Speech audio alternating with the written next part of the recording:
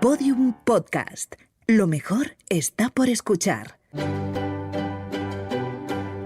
La escóbula de la brújula. Podium Podcast.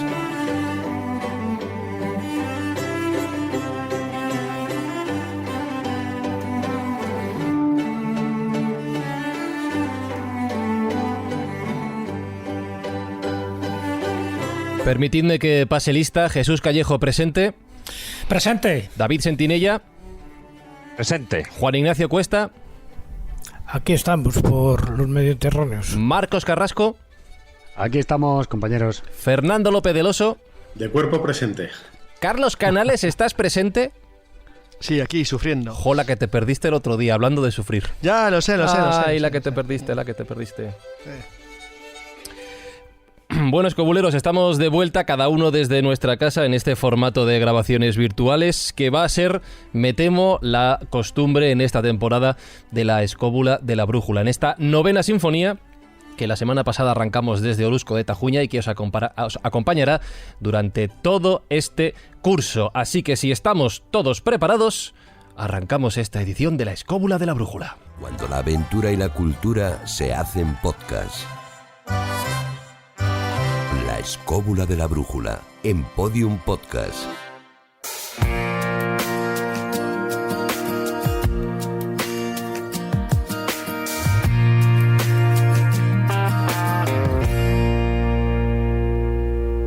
Escobuleros, permitidme un segundo antes de saludar y presentar a nuestro invitado de esta semana, porque quería daros las gracias. Quería agradecer el recibimiento y la respuesta que ha tenido el podcast que os comenté hace 7 días aquí en La Escóbula. Hablo de Buscando una luz.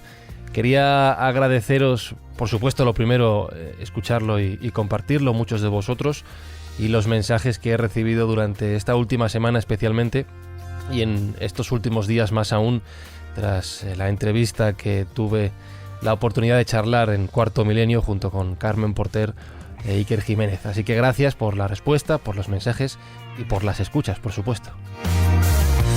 Y a quien todavía no lo haya escuchado de vosotros, pues invitaros a que lo hagáis. Buscando una luz es un podcast en el que relato la estancia de mi padre, el ingreso de mi padre Javier en el hospital durante 120 días por el maldito coronavirus, que al final, y hago spoiler eso sí, se lo ha acabado llevando. Así que es un homenaje tanto a mi padre como a las personas que han vivido esa situación, también las familias, y a los sanitarios y profesionales médicos que han ayudado a que tanta y tanta gente haya salido adelante. Buscando una luz está en la plataforma donde ahora mismo estés escuchando La Escóbula, ¿vale? Después del programa, después de terminar el programa, ponéis Buscando una luz en el buscador y allí lo tendréis. Lo dicho, mil gracias a todos, un fuerte abrazo, y ahora sí, continuamos con el programa.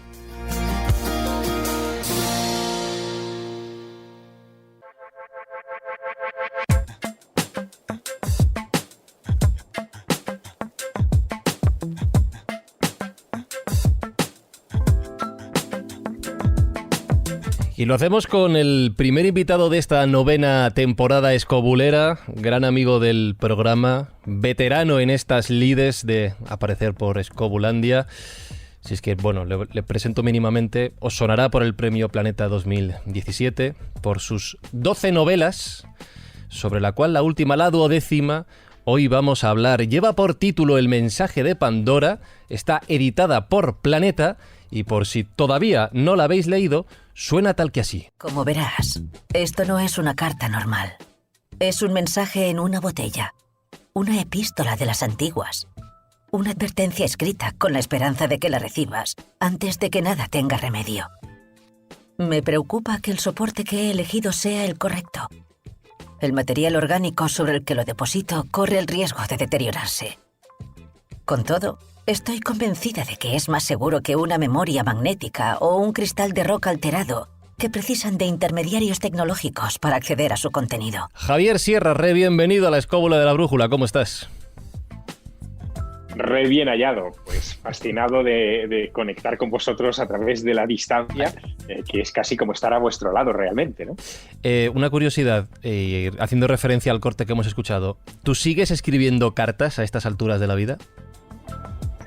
Yo sigo escribiendo cartas y sigo franqueándolas, sigo acercándome a correos, viendo cuál es la tarifa más adecuada para enviarlas, porque a mí me fascina recibirlas. Y de hecho, os confesaré un secreto.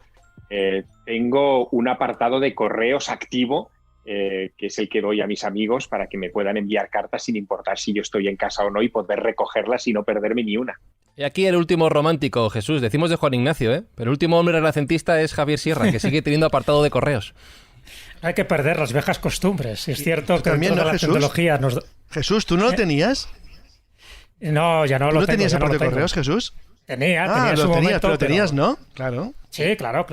Sobre todo con los primeros libros, a la hora de recibir Sí. las cartas de los que leían esas primeras obras, pues siempre había un apartado de correos con las obras sobre todo de la trilogía, de Duendes y Gnomos, pero al final no era ya inviable porque bueno, había que estar pagando, ya sabes, cada año la renovación del apartado de correos, y luego me constaba que había cartas que no llegaban, ¿no? Porque me decían, ¿has recibido tal carta? Y no había recibido nada en absoluto, por lo que sea. En el momento que tú cambiabas un número, por ejemplo, del apartado de correos, pues ya no te llegaba. Pero bueno, es verdad que es algo que no se debería perder, ¿no? Esa sensación de escribir a mano, que ya es verdad que los jóvenes que escriben a mano les va a costar cada vez más trabajo porque están más acostumbrados al lenguaje del Twitter, al lenguaje encriptado prácticamente, y no saben escribir una palabra completa. Entonces, ese tipo de cosas es mucho más rápido porque es una taquigrafía mucho más moderna, pero el encanto, la cercanía, la energía que tú depositas en las cartas, porque cuando tú escribes estás depositando un pensamiento, una energía, un trazo, incluso a veces la lágrima que se deposita también en la visiva cuando es una carta romántica, una carta de amor. Es decir, todo ese tipo de cosas, por desgracia, se están perdiendo, como pasaba con Blade Runner. De hecho, Javier, una de las ideas que subyacen en tu nueva novela, en El mensaje de Pandora, tiene que ver con esto, y es que en la antigüedad, en los propios mitos de los que hablaremos ahora durante esta edición del programa, en las costumbres, en mantener un apartado de correos también, por supuesto, se encuentra todavía guardada buena parte de la sabiduría que hoy en día nos explicaría lo que estamos viviendo. Bueno, hay cosas que se llaman clásicas por una razón, y es que en realidad se llaman así porque llevan mucho tiempo funcionando, demostrando su eficacia, y las cartas son una de ellas, ¿no? Yo me planteaba a la hora de escribir este último libro, este último trabajo, que necesitaba un género que fuera directo, un tipo de estilo que apelara directamente al lector, algo que transmitiera urgencia, a la vez que me permitiera adentrarme por vericuetos románticos, filosóficos, de la memoria, y la verdad es que me di cuenta de que ese género que yo andaba buscando como loco era el género epistolar. He inventado una carta que envía Madura, que vive en Atenas y que ha sobrevivido a la pandemia de la COVID, que dirige una misiva cargada de toda la sabiduría que esa mujer ha acumulado durante años a su sobrina de 18, que vive en la isla de Creta, y a la que le quiere transmitir las claves para construir o reconstruir la vida y el futuro, ¿no? Y me di cuenta enseguida de que no había nada más directo que una carta, porque el lector inmediatamente se pone en la posición del receptor de la misiva y cree, siente, experimenta lo que siente, cree y experimenta en la ficción la destinataria de esta carta, que es esa niña de 18 años. Pero lo bueno que tiene esa carta, una carta de 180 páginas, o sea que está muy bien, la verdad que se quedó a gusto aquí la escribiente, ¿no? Y su destinataria me imagino que se quedó a gusto también leyéndola, pero es más que una carta. Como pasa en todas las novelas de Javier Sierra, nada es casual. El que haya elegido un sistema epistolar es porque de familia le viene al galgo, y por lo tanto se sabe perfectamente que este es un género que había que practicar, porque de todos los géneros este todavía te quedaba ahí en el tintero, ¿no? Mira tú por dónde una pandemia te ha servido de inspiración, pero es que la pandemia es el leitmotiv que tiene toda esa carta para decirla a una niña de 18 años, a alguien que está un poco empezando a descubrir el mundo, cómo se puede superar una pandemia. Y esa es la pregunta, ¿cómo se puede? Claro, es que Aris, la destinataria de esa carta, es una metáfora de lo que yo considero que somos nosotros como civilización, ¿no?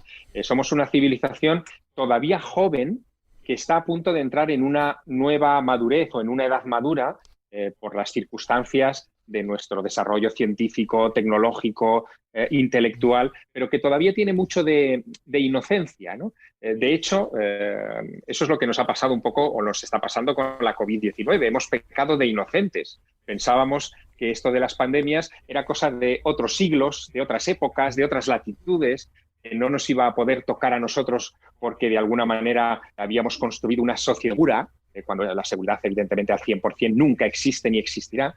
Y de alguna manera lo que he querido es convertir en personaje la metáfora de lo que somos nosotros como sociedad, ¿no?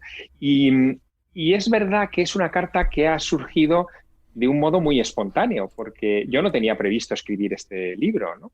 No estaba en mi lista, digamos, de proyectos.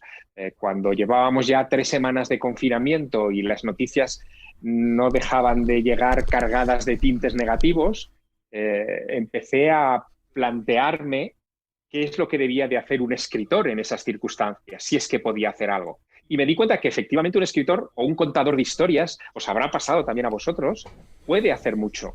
Puede reflexionar sobre momentos parecidos que hemos vivido en el pasado y tratar de destilar las lecciones que se vivieron en esos momentos. Así que decidí, sé que es un experimento un poco raro, pero decidí enfrentar la COVID-19 y esta pandemia que estamos viviendo a 3 espejos.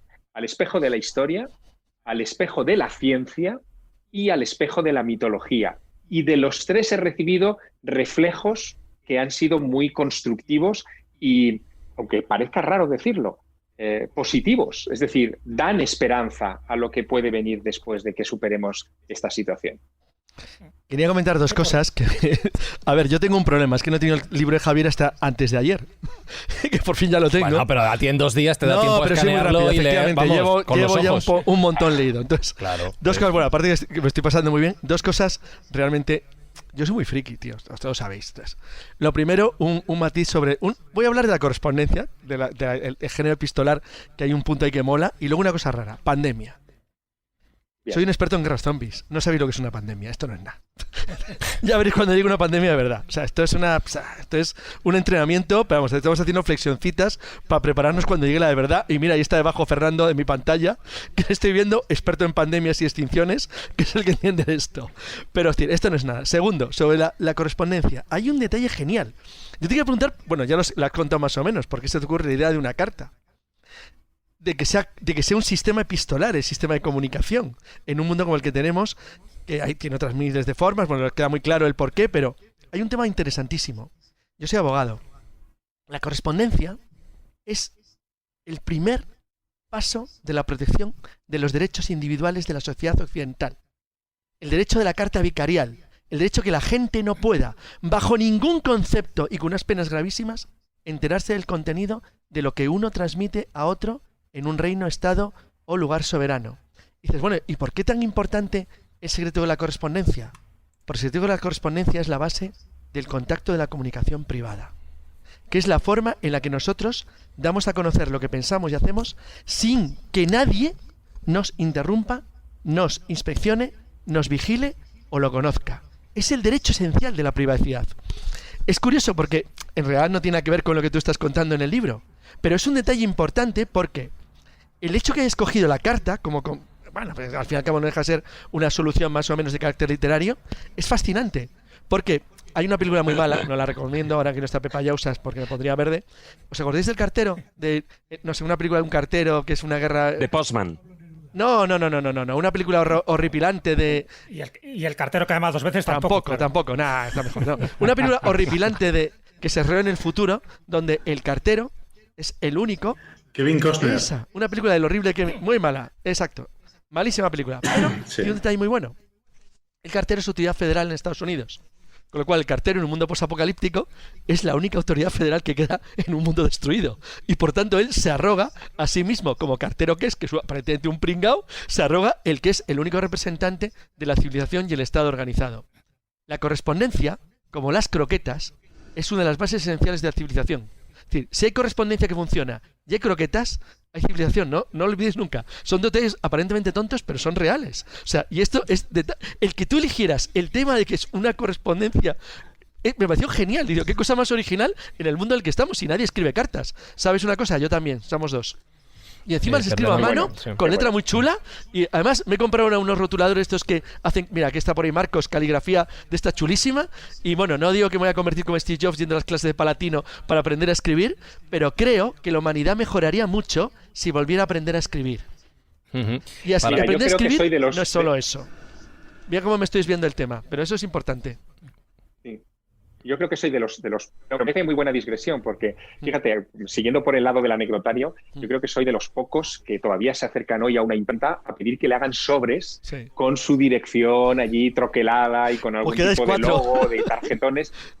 Quedamos 4, yo no me los sé, hago yo, pero, me los hago yo mismo. También...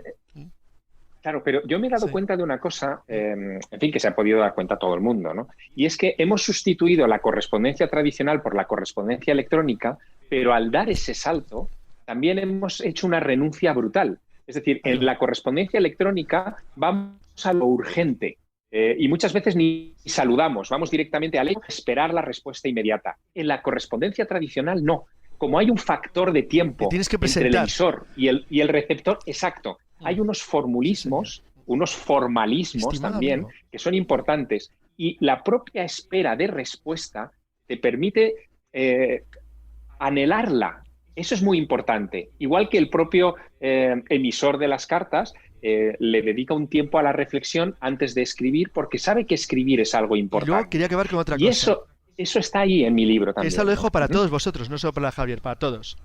¿Os acordáis que en Asterix siempre escriben sobre piedra, que es un verdadero disparate, pero los romanos tampoco lo hacían? Usan tablillas, pero usan papiro, pero ahí siempre están como plantado de que te pego. Efectivamente, cuando el mundo se va a la porra, oye, lo mismo solo quedan las pirámides, que están hechas en piedra. Es que al final hay cosas que parecen muy modernas. Tú dices lo del carbono, has explicado los cristales, lo del tema de la falta de la calidad sin elementos digitales en un mundo en crisis, pero es que ni siquiera el papel. O sea, es que al final, a lo mejor no sé si será una cosa tuya o del padre de Fernando, es decir, no sé exactamente bien de quién dijo que al final lo que sobrevive es la piedra. Tú te coges el mármol, te pones a picar ahí y eso no lo borra nadie. Tú te vas a algún Trajano, ahí está marcado, como un par, lo que tú dices. En cambio, eso no lo puede destruir ni borrar nadie. Y el problema de la conservación de la memoria... Bueno, la erosión... Bueno, pero ahí está, pero aguanta. Llegarán los soportes biológicos. Unos 7.000 años la erosión. En cambio, el papel, pues no sé qué decirte. Y no te quiero contar un bit. Pero, Carlos, cuando avances en la lectura del mensaje de Pandora, una de las cosas hacia las que yo quiero llevar al lector es que, claro, es que además de la piedra hay otra cosa que sí que pervive y pervivirá en tanto en cuanto haya humanidad, que son los relatos, la memoria, las historias, los mitos. Exacto. Claro. Y eso es lo importante, porque muchos de estos relatos, son los mitos, han servido para transmitir información desde la noche de los tiempos hasta ahora. Hay que pensar también una cosa, hay que relativizar esta posición que nosotros le damos preeminente a la escritura, en el sentido de que la escritura tiene 5.000 años. Solo tiene 5.000 años. Fijaros en el detalle de la Ilíada y la Odisea. ¿Cómo se puede alguien una cosita durante ese tiempo? Marcos, una cosa, Carlos, claro. Perdona, Javier, es que me he visto gratamente sorprendido en el libro, puesto que estamos hablando de la importancia que tienen los relatos, ¿no? Pero yo os quería, arrimando el ascua a mi sardina, haceros conscientes del maridaje perfecto que es el relato y la imagen. Entonces, la serie de imágenes que hay aquí, ilustraciones realizadas, ejecutadas por un tal Leonardo Flores, me ha dejado gratamente sorprendido, porque de un relato hay distintas interpretaciones en cuanto a imagen, que luego, si vamos a ver los cuadros que os voy a comentar, le queda una gran responsabilidad a la persona que pone imagen a ese relato de dar forma a eso que es inconsistente, que se da lugar a muchas interpretaciones. Y este libro lo tiene. Yo he visto unas ilustraciones preciosas, incluso he visto una casualidad estupenda, que ya lo veremos en la representación de una de las ilustraciones que he visto aquí, que luego vamos a comentar, si os parece. Pues, si os parece, como dice Marcos, nos queda el mensaje de que cuando llegue esa pandemia de verdad a la que hace referencia Carlos Canales, por supuesto tenéis que tener mucha piedra, muchas historias, muchos relatos, muchas ediciones de La Escóbula, el nuevo libro de Javier Sierra y, no se os olvide, toneladas de croquetas.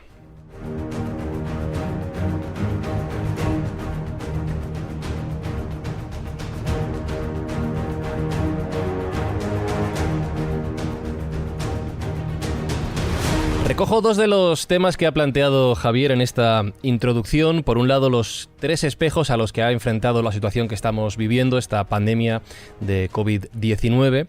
Y por otro lado, la referencia que has hecho al breve lapso de tiempo que, desde luego, la humanidad, pero en este caso la escritura, como has dicho, supone en la historia del universo. Solo 5.000 años, como has dicho, esa escritura. A veces pensamos que llevamos muchísimo tiempo, que dominamos el universo, pero somos una pequeña mota de polvo en todo el espacio-tiempo. Si miramos al cielo, que es lo que vamos a hacer hoy en esta edición de La Escóbula, hablando sobre todo de meteoritos, nos damos cuenta de lo pequeños e insignificantes que somos. Y hablando de esa mitología, mirando a los dioses... Jesús, ayúdame, por favor, porque yo luego suspendo historia. ¿Quién era Pandora? Perdóname la pregunta. Hombre, me lo preguntas a mí teniendo a Javier Sierra ahí. Sí, pero es que tú me ayudas a... Antes que yo no, decía que no quiero quedar mal casual, con él. No hay nada casual en esta novela epistolar. Entonces, qué casualidad que tanto una como otra sean griegas y se están dando un mensaje unilateral por una parte, pero bueno, la otra, Aris, en el fondo es la humanidad, como decía Javier. Y claro, y no es casualidad que utilice un término muy dentro de la mitología griega, que es Pandora, y luego el mensaje de Pandora. Dice, bueno, Pandora más o menos lo podemos entender. Cualquiera sabe a un nivel muy básico quién era Pandora, ¿no? Esa mujer que por fruto de su curiosidad abre un cofre, luego diremos si es un cofre, una jarra, una ánfora, y a partir de ahí salen todos los males y solo queda uno, que es la esperanza, que bueno, por lo menos tenemos un asidero, ¿no?, a donde agarrarnos, que es la esperanza. Pero lo que no se sabe bien, y esto lo cuenta muy bien Javier, es cómo surge todo esto de Pandora. ¿Por qué Pandora es la mujer de Epimeteo, que a su vez es el hermano de Prometeo, que Prometeo a su vez es el que crea la raza humana según ciertos orígenes mitológicos? Hay que utilizar siempre a Hesíodo, sabes que Hesíodo en su Teogonía y en los trabajos y los días es como la referencia obligada para conocer muy bien la génesis de muchos mitos griegos que, como bien sabéis, no son autóctonos, no son originales, sino que los mitos griegos también proceden de mitos babilónicos y los mitos babilónicos proceden de mitos sumerios y luego distintas mitologías como la egipcia, como la china y por supuesto la occidental y la judeocristiana pues han ido mamando de las mismas fuentes. Pero claro, todo eso cuando hablamos de Prometeo, que es el que crea a la raza humana dentro de esas versiones, el que da el fuego divino, cuidado, el fuego divino, y eso lo sabe muy bien Javier, estamos hablando siempre de metáforas y de símbolos, es el conocimiento, es la inteligencia. A los dioses, a Zeus en concreto, no le gustaba para nada que el ser humano, que sí estaba hecho a imagen y semejanza de los dioses, tuviera también una inteligencia similar a los dioses. Por lo tanto, le pareció mal que Prometeo diera ese fuego. Y una forma de vengarse es a través de la creación de la primera mujer semihumana en aquella época, que sería Pandora, que además es una mujer creada por Hefesto, el dios herrero. Ya sabéis que pasa como las espadas y como todos los inventos, instrumentos y armas míticas de los dioses. Siempre hay un herrero que es el que genera la magia y el poder. Bueno, en este caso también es creador del barro, y cito este dato de arcilla, la crea también a Pandora, y a partir de ahí no la crea para decir, mira qué bien, qué regalo ofrezco a la humanidad, sino como un regalo envenenado para que al final esa caja, ese regalo que entrega Zeus, ese regalo que procede del cielo, y eso es lo interesante de la novela de Javier Sierra, al final puede ser ni más ni menos que un trasunto de algo que nos viene del cielo, y cuando algo viene del cielo puede traer dones maravillosos, pero puede traer también cosas desastrosas, como pueden ser las enfermedades o las pandemias. Entonces, bueno, este es un poco el análisis muy genérico para entroncar quién era Pandora y en qué momento surge Pandora y cuál es la función tradicional que tiene Pandora. De hecho, Robert Grace, que ya sabéis que además de gran novelista era un gran mitólogo, él decía que Pandora es un poco el precedente a la Eva bíblica, es decir, es la mujer que a través de ella, a través de una serie de engaños en los cuales ella participa, trae ciertos males a la humanidad. Con lo cual eso no hay que tomarlo desde un punto de vista feminista de qué mala es la mujer, sino tiene que ver mucho con la simbología y con los arquetipos que se dan en aquella época. Pero bueno, no por casualidad las dos protagonistas de esta novela son mujeres y no por casualidad el título de la novela hace alusión a una mujer. Y la tesis que se baraja dentro de las muchas cosas, dentro de la historia, dentro de la mitología, dentro de las teorías científicas, la tesis que se está barajando es que esa pandemia, esa caja de Pandora, lejos de traer mucha destrucción, también puede ser un momento de rehabilitación de la humanidad. Puede ser un momento en el que de la desgracia podamos sacar beneficios. Y eso, ya te digo, es una de las consecuencias favorables que tiene, si es que tiene alguna consecuencia favorable, esta pandemia, y lo deja muy bien reflejado Javier. Pues Javier, por alusiones, ¿sí? Bueno, Jesús ha hecho una introducción perfecta, pero le quiero dar incluso una vuelta más de tuerca. Lo que yo he pretendido hacer es comparar ese mito de Pandora con una teoría científica que surge a finales del siglo XIX y que es muy discutida en ambientes académicos durante todo el siglo XX y nuestro pequeño margen del siglo XXI, que es la teoría de la panspermia.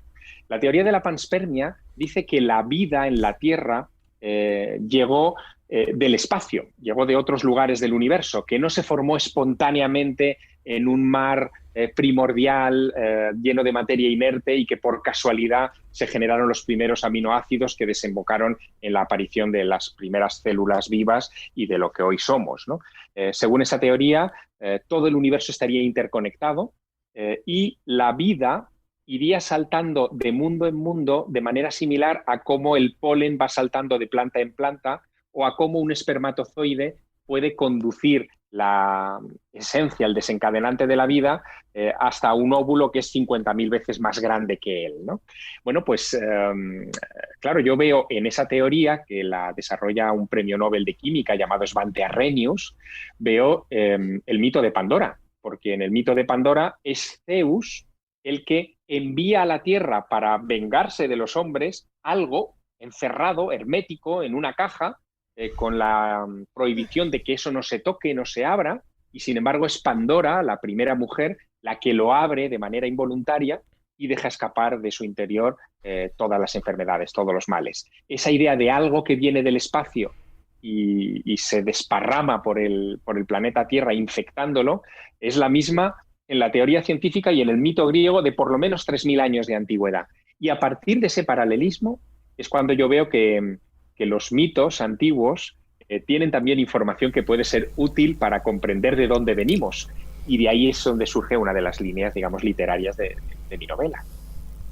Bueno, uno de también los que aportaron en este sentido fue el español Juan Oró, que fue premio Nobel, y que abogó por el mito este de la panspermia, de la vida aportada, digamos, por los cometas a esa sopa primordial que había en ese momento en la Tierra, ¿no? Bueno, es que, claro, Joan Oró lo que hizo fue sumarse a una cadena de científicos muy notables que, digamos, se opusieron a una teoría que hoy es la mayoritariamente aceptada, que es la teoría de Harold Urey sobre el origen de la vida, ¿no? Lo que decía este bioquímico Harold Urey es que de unos elementos inorgánicos, en unas circunstancias muy concretas, químicas muy concretas, surgieron los primeros aminoácidos que dieron pie a la estructura de la vida, ¿no? Y lo que decía Oró, pero antes que él, Francis Crick, por ejemplo, que fue premio Nobel de Medicina por el descubrimiento de la doble hélice del ADN, es decir, es el padre de la moderna genética.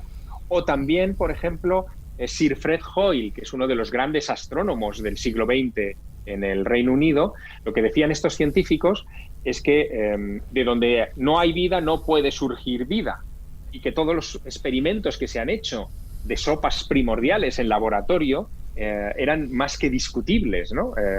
Sí, bueno, se refiere al experimento de Miller, seguramente. Eso es, Urey y Miller. Y bueno, a partir de ahí, con el apoyo de estos científicos de vanguardia, la teoría de la panspermia ha ido ganando adeptos, pero sigue teniendo muchos detractores. Es una cosa curiosísima. Mira, Perdona. Mi libro se publicó, se lanzó a finales de junio en España, y han salido como varios artículos este verano sobre la panspermia, no conectados directamente con el libro, pero sí inexplicablemente hablando de la panspermia, y en grandes periódicos poniendo a parir a la panspermia, hablando de, oye, descabellada teoría, hipótesis fantasiosa, en fin, diciendo este tipo de cosas. Y sin embargo, en paralelo también se están publicando, y este verano se han publicado varios trabajos científicos avalando la panspermia. Por ejemplo, uno de estos días, ¿no? Frontiers in Microbiology acaba de publicar un trabajo fascinante de un experimento japonés en la Estación Espacial Internacional, en el que han estado sometiendo a exposición a los rayos ultravioletas del espacio durante 3 años a un tipo de bacteria muy particular, que es una bacteria que aguanta aquí incluso la acción de la radiactividad, ¿no? Altos niveles de radiactividad. Y han descubierto que esas bacterias son capaces de sobrevivir en el espacio durante años y años y años, y por lo tanto podrían viajar dentro de un meteorito sin ningún problema de un planeta a otro e infectarlo. Lo que quiero decir con esto es que hay un apriorismo, por un lado, de una parte de la comunidad científica diciendo que esto no puede ser, que es demasiado fantasioso, pero luego hay experimentos científicos, en fin, de importantes organismos que están abundando en esa idea y que va a terminar abriéndose paso desde mi punto de vista, ¿no? De hecho, ya existe una rama de la ciencia perfectamente desarrollada, que es la astrobiología, en la que España, por cierto, tiene mucho que decir desde hace ya unos cuantos años. Efectivamente. Sí, yo creo, Javier, que hay una distancia que separa a los redactores de algunos periódicos, que algunas veces van condicionados con sus propios prejuicios, y la cadena de pensamiento científica, porque es verdad que en los últimos años, en la última década, cada vez son más las pruebas que están apoyando la posibilidad de una panspermia, bien sea una panspermia molecular, en la cual están poniendo de manifiesto que los compuestos orgánicos, que son la base de la vida, no es que sean característicos de la Tierra, sino que son característicos de prácticamente todo el espacio. Están hablando incluso de esos grandes espacios interestelares que, cuando se estudian, producen una absorción de los elementos, de las radiaciones que emiten los instrumentos de medición, y que se deben a la gran concentración de elementos orgánicos que hay allí. Elementos orgánicos que luego pueden ser transportados a diferentes planetas a bordo de meteoritos, ¿no? Esto, por ejemplo, bueno, se ha visto con el caso, por ejemplo, muy característico de Ceres, ¿no? De este planeta enano del sistema solar, que se formó a una distancia prudencial del Sol en un momento en que la Tierra se estaba formando y que la Tierra no podía albergar agua ni compuestos orgánicos en ese momento porque se hubieran prácticamente achicharrado, y que sin embargo en Ceres y en otros planetas o planetoides de esa zona más exterior se pudieron formar. Bueno, se ha descubierto que en Ceres, con la sonda Dawn de la NASA en 2017, hay elementos orgánicos y hay incluso agua, y un año después se analizaron unos meteoritos provenientes precisamente de Ceres que cayeron en 1998 en la Tierra, uno en Texas y el otro en Marruecos, y ambos contenían agua y elementos orgánicos provenientes de Ceres, en este caso concreto, ¿no? De todas formas, este tema de la panspermia, no ya la molecular, que es esta de que los elementos fundadores de la vida pudieran venir de lejos y no solo formarse aquí, como en esos experimentos que comentabais antes de Miller y Urey, que tienen ya prácticamente 70 años, sino la panspermia, la posibilidad de que la vida se estuviera repartiendo por el universo, cada vez va cobrando más fundamento. Tú contabas el caso de Arrhenius, como él proponía que quizá si bacterias o microorganismos terrestres llegasen a las capas muy altas de la atmósfera, pudieran ser ionizados y entrar en contacto con el polvo estelar, un polvo del cual caen 40.000 toneladas al año en el planeta Tierra, y ser ionizados y rebotados o impulsados electromagnéticamente fuera de la órbita terrestre, ¿no? Y que eso pudiera llegar a quién sabe qué zonas del universo. Bueno, pues esto se ha ido estudiando y se ha ido encontrando multitud de pruebas que lo va refrendando. Hay una que a mí me llamó mucho la atención, que es la sonda Surveyor 3 en los años 60, que se manda a la Luna para hacer fotografías. Está 3 años en la Luna haciendo fotografías de la superficie lunar. Luego el Apolo 12 la trae de vuelta, y cuando la trae descubren que esa sonda fue enviada al espacio con una colonia de bacterias de Streptococcus mitis, que no solo sobrevivió 3 años al vacío interestelar y al frío y las condiciones de radiación, sino que cuando se volvió a traer a la Tierra se empezó a reproducir y a crecer sin ningún tipo de problema. Es decir, que hay, por supuesto, formas de resistencia que pueden llegar hasta allí. Y luego, con el tema de Arrhenius que comentaba él, de si esas células podrían de alguna manera indeterminada llegar a las capas altas de la atmósfera, pues se han estado haciendo estudios muy recientes en los cuales, bueno, primero a alturas de 8 o 15 kilómetros de altura sobre la Tierra, sobre el nivel del mar, se han encontrado poblaciones de microorganismos que están creciendo sin problemas. A altura de 27 kilómetros globos sonda han recogido un montón de pequeñas bacterias y pequeños corpúsculos terrestres, y es más, a 400 kilómetros de altura, en la Estación Espacial Internacional se han encontrado bacterias que están creciendo en la superficie, que se han quedado adheridas y que luego se les han vuelto a poner en condiciones de crecimiento y se han reproducido sin problemas. Plancton marino, hongos y unos microbios muy concretos que vivían en Madagascar. Entonces, ¿qué sucede? ¿Qué sucede? Que si todo esto está en esas capas altas de la atmósfera, podemos encontrarnos con que ya no solamente cabe la posibilidad apocalíptica de la formación de un meteorito, es decir, que algo impactase contra la Tierra, eyectase más allá de la velocidad de escape, que es muy catastrófico, Mach 40, si no me equivoco, partículas, una roca fuera de la órbita terrestre con algún elemento vivo que hubiera quedado ahí dentro, sino que si pasan un cuerpo suficientemente grande cerca de la atmósfera, pongamos a una altura, por ejemplo, de 100 kilómetros, recordemos que la Estación Internacional está a 400, bueno, pues si pasara, por ejemplo, a 100 kilómetros de altura y fuera luego rebotado por la atmósfera, podría recoger una gran cantidad de microorganismos. Cuerpos como estamos hablando como el de Oumuamua, muy conocido, y el más reciente, 2I Borisov.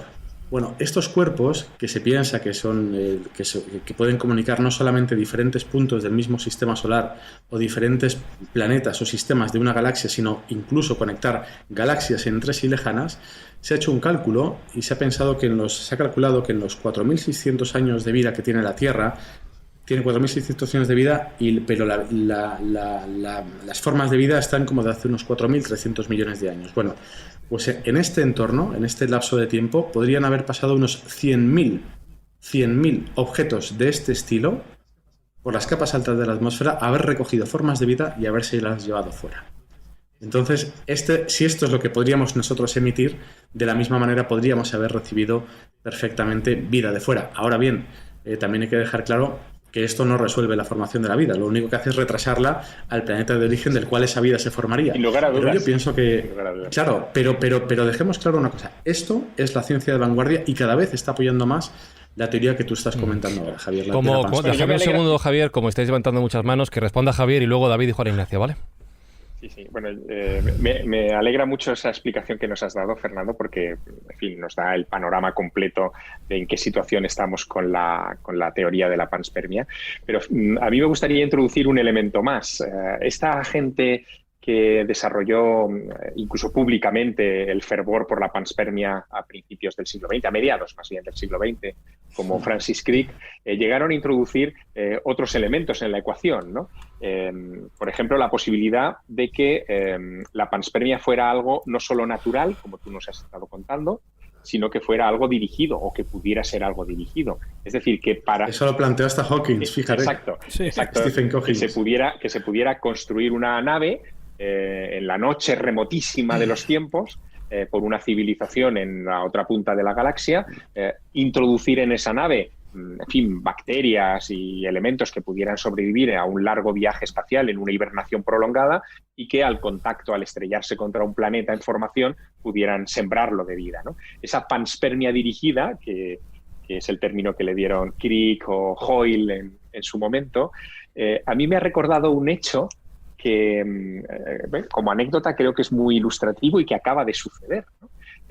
Seguro que todos recordaréis ese intento fallido que hicieron los israelíes en abril del año 19, del año pasado, por poner una sonda en la Luna. ¿Os acordáis que enviaron una nave y que la nave... Sí, efectivamente. Eso es, y que la nave estalló, ¿no? Bueno, pues en agosto del 2019, uno de los inversores de esa misión, que era en fin, un magnate judío americano que se llama Nova Spivak, anunció que en esa sonda israelí que se acababa de estrellar, él había introducido en un pequeño paquete de mercancía, en fin, que llevaba la nave, una carga de tardígrados. ¿Qué tío? De esas bacterias Sí, de estas bacterias tan peculiares, oye, que sabemos que resisten el cero absoluto, o sea, los 272 grados bajo cero. Y cuando las ves de cerca son feas que te cagas. Son como ositos, ¿no? Sí, como ositos de gominola, ¿no? Son, no bacterias, son ya bastante grandes, pues, pero sí. Claro, imaginaos, es decir, esa nave se estrella en la Luna cargada de tardígrados y no sabemos lo que ha ocurrido con esos tardígrados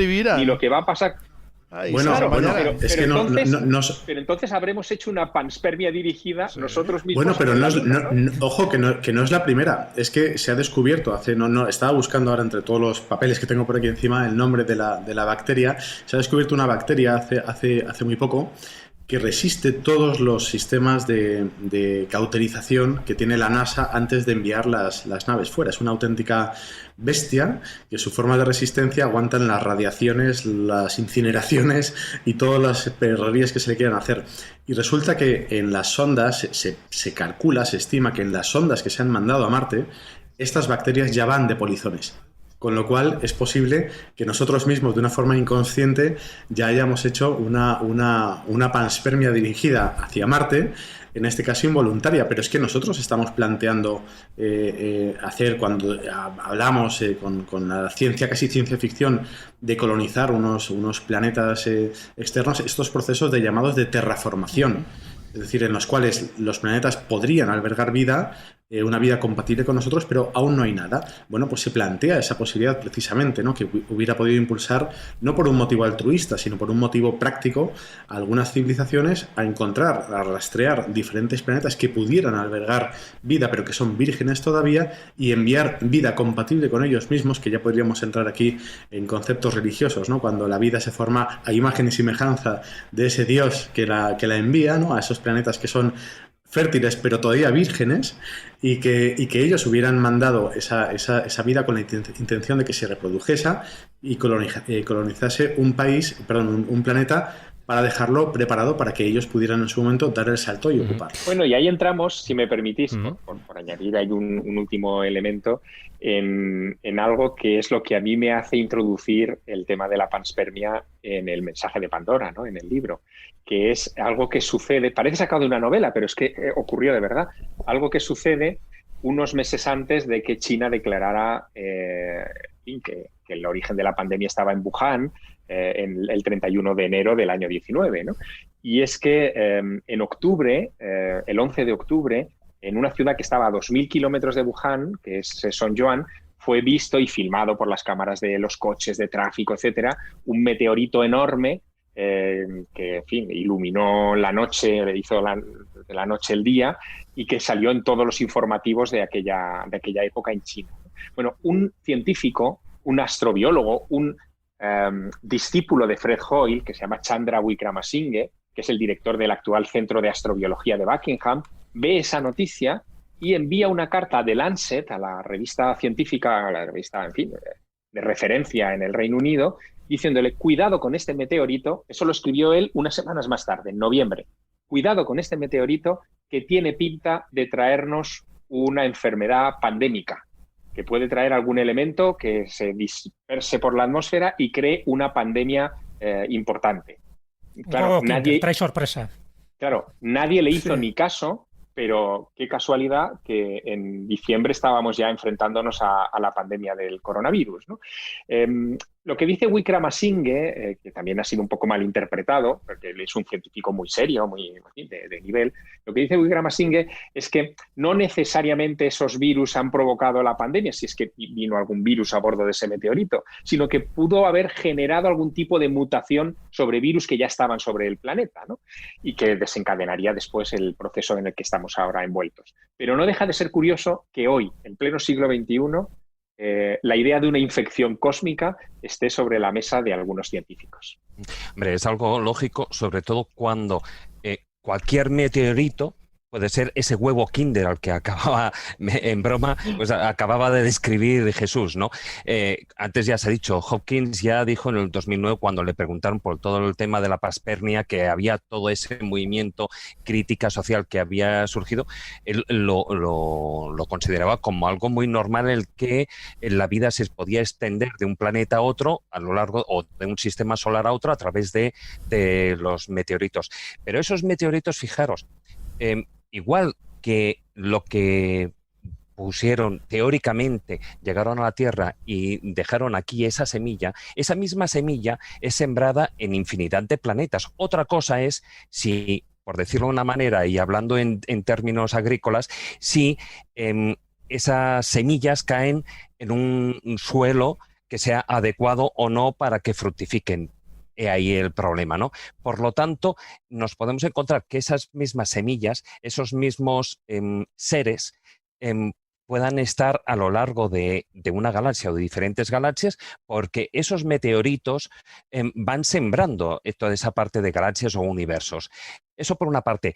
Y sembrarían, en el caso de Wuhan, lo que planteabas, Javier, lo que habían dicho este científico, de que podía llevar pues algún tipo de elemento nocivo, algún virus, alguna molécula, etcétera, etcétera, pero tanto desde el punto de vista negativo como el punto de vista positivo, y eso tú también lo ligas muy bien en la novela, ¿no? Porque como dices, ¿no? Tras la oscuridad siempre está la luz o la posibilidad de la luz. Eso lo vimos con la peste negra en la Edad Media, y fue, digamos, ese impulso lo que también nos llevó a ese esfuerzo y que conllevó ese traspaso también al Renacimiento. Es decir, como todas las cosas, está ese yin, ese yang, las dos caras de la misma moneda, y que todo depende en el momento que se abre esa caja de Pandora, esa vasija, esa ánfora, como eso que digo, para retomar también un poquitín el tema el tema mitológico del programa, pues que puede ser que, bueno, pues tenga esa doble faz. Bueno, es que al final entramos en un terreno que es casi filosófico, ¿no? En el fondo estaríamos llegando a la conclusión de que no hay nada bueno o malo, sino que nos resulte afín o no afín, ¿no? Y aquellos elementos de la naturaleza que no nos resultan afines los interpretamos como nocivos, como malos, y los que nos impulsan o nos dan una base son buenos, pero en sí mismos, per se, no hay una malignidad o una benignidad detrás de esos procesos naturales. Hombre, yo lo que he tratado con esa carta del mensaje de Pandora es hacer pensar al lector que no todo tiene que mirarse desde una perspectiva puramente antropocéntrica, que incluso las enfermedades, que solamente nos ocupamos de ellas cuando nos afectan a nosotros, a los seres humanos, pero que pandemias hay continuamente, por ejemplo, en el reino animal, y les prestamos poca o nula atención en los medios de comunicación o en los debates públicos, que al final esos elementos, que son las enfermedades, pudieran no tener un origen terrestre, sino un origen cósmico. Y a mí me gustaría pensar que, de alguna manera, el pensamiento humano va a evolucionar en los próximos años o en las próximas décadas. Igual que venimos de un periodo en el que todo era antropocentrista, creo que terminaremos evolucionando dándonos cuenta de que la Tierra forma parte de un ecosistema o de un sistema mayor que es cósmico, que la naturaleza no se detiene en la troposfera, que hay mucha naturaleza ahí fuera y que nos afecta y que está interconectada íntimamente con nosotros. Por lo tanto, lo que yo he querido con este escrito de urgencia es cambiar el punto de vista al lector y que no se mire tanto al ombligo, ¿no? Que veamos, claro, yo creo que esto es mucho más grande. Yo creo, fíjate, que antes incluso de mirar al cosmos y darnos cuenta de que no somos el único planeta que puede albergar vida, hay casi que cobrar conciencia de que formamos parte del ecosistema de la Tierra. Exacto. Es decir, que tendemos a pensar que la naturaleza, el medio ambiente es una cosa, que cuando hablamos de defender al medio ambiente hablamos de defender al oso polar y no somos conscientes de que estamos defendiéndonos a nosotros mismos y que formamos parte de ese sistema. Es decir, con el tema de la globalización lo que hemos visto en un primer lugar es que lo que pasa en una parte del mundo ya no queda allí, ya no es algo local, ahora está repartido por todo el planeta de una manera inmediata. Con los viajes que estamos haciendo ya se comunica todo y formamos una gran humanidad, ya estamos más allá de naciones, etnias y razas. Hombre, ¿no? Fíjate, Fernando, perdona que te interrumpa, sí. Yo descubrí a través de un libro tuyo, que es La Sexta Extinción, un término que en estos días ha empezado otra vez a emerger porque Naciones Unidas lo utiliza, que es el término One Health, ¿no? Una salud o salud única. Tú ahí lo explicabas muy bien en esta línea de pensamiento que estabas ahora trazando, sí. Porque de alguna manera lo que nos está diciendo ese término es que cuidando la salud de nuestro ecosistema estamos cuidando nuestra salud, que manteniendo el equilibrio y la manera en la que tratamos, por ejemplo, a los animales que nos sirven de alimento en las granjas, cuidándolos bien, impidiendo que haya enfermedades en ese ambiente, vamos a poner una barrera importante para que esas enfermedades no salten a nuestro entorno. Por lo tanto, hay que cobrar conciencia de que a nuestros animales o a nuestras plantas, nuestras entre comillas, eso también es un posesivo un tanto particular, pero que a esa parte de la naturaleza que utilizamos para nuestra supervivencia hay que cuidarla de alguna manera. Sí, yo creo que ahí viene ese punto de reflexión que tú vas señalando una y otra vez, ¿no? Como siempre se dice, yo no sé si es cierto, pero que se dice que el ideograma chino que define la palabra crisis significa también oportunidad, ¿no?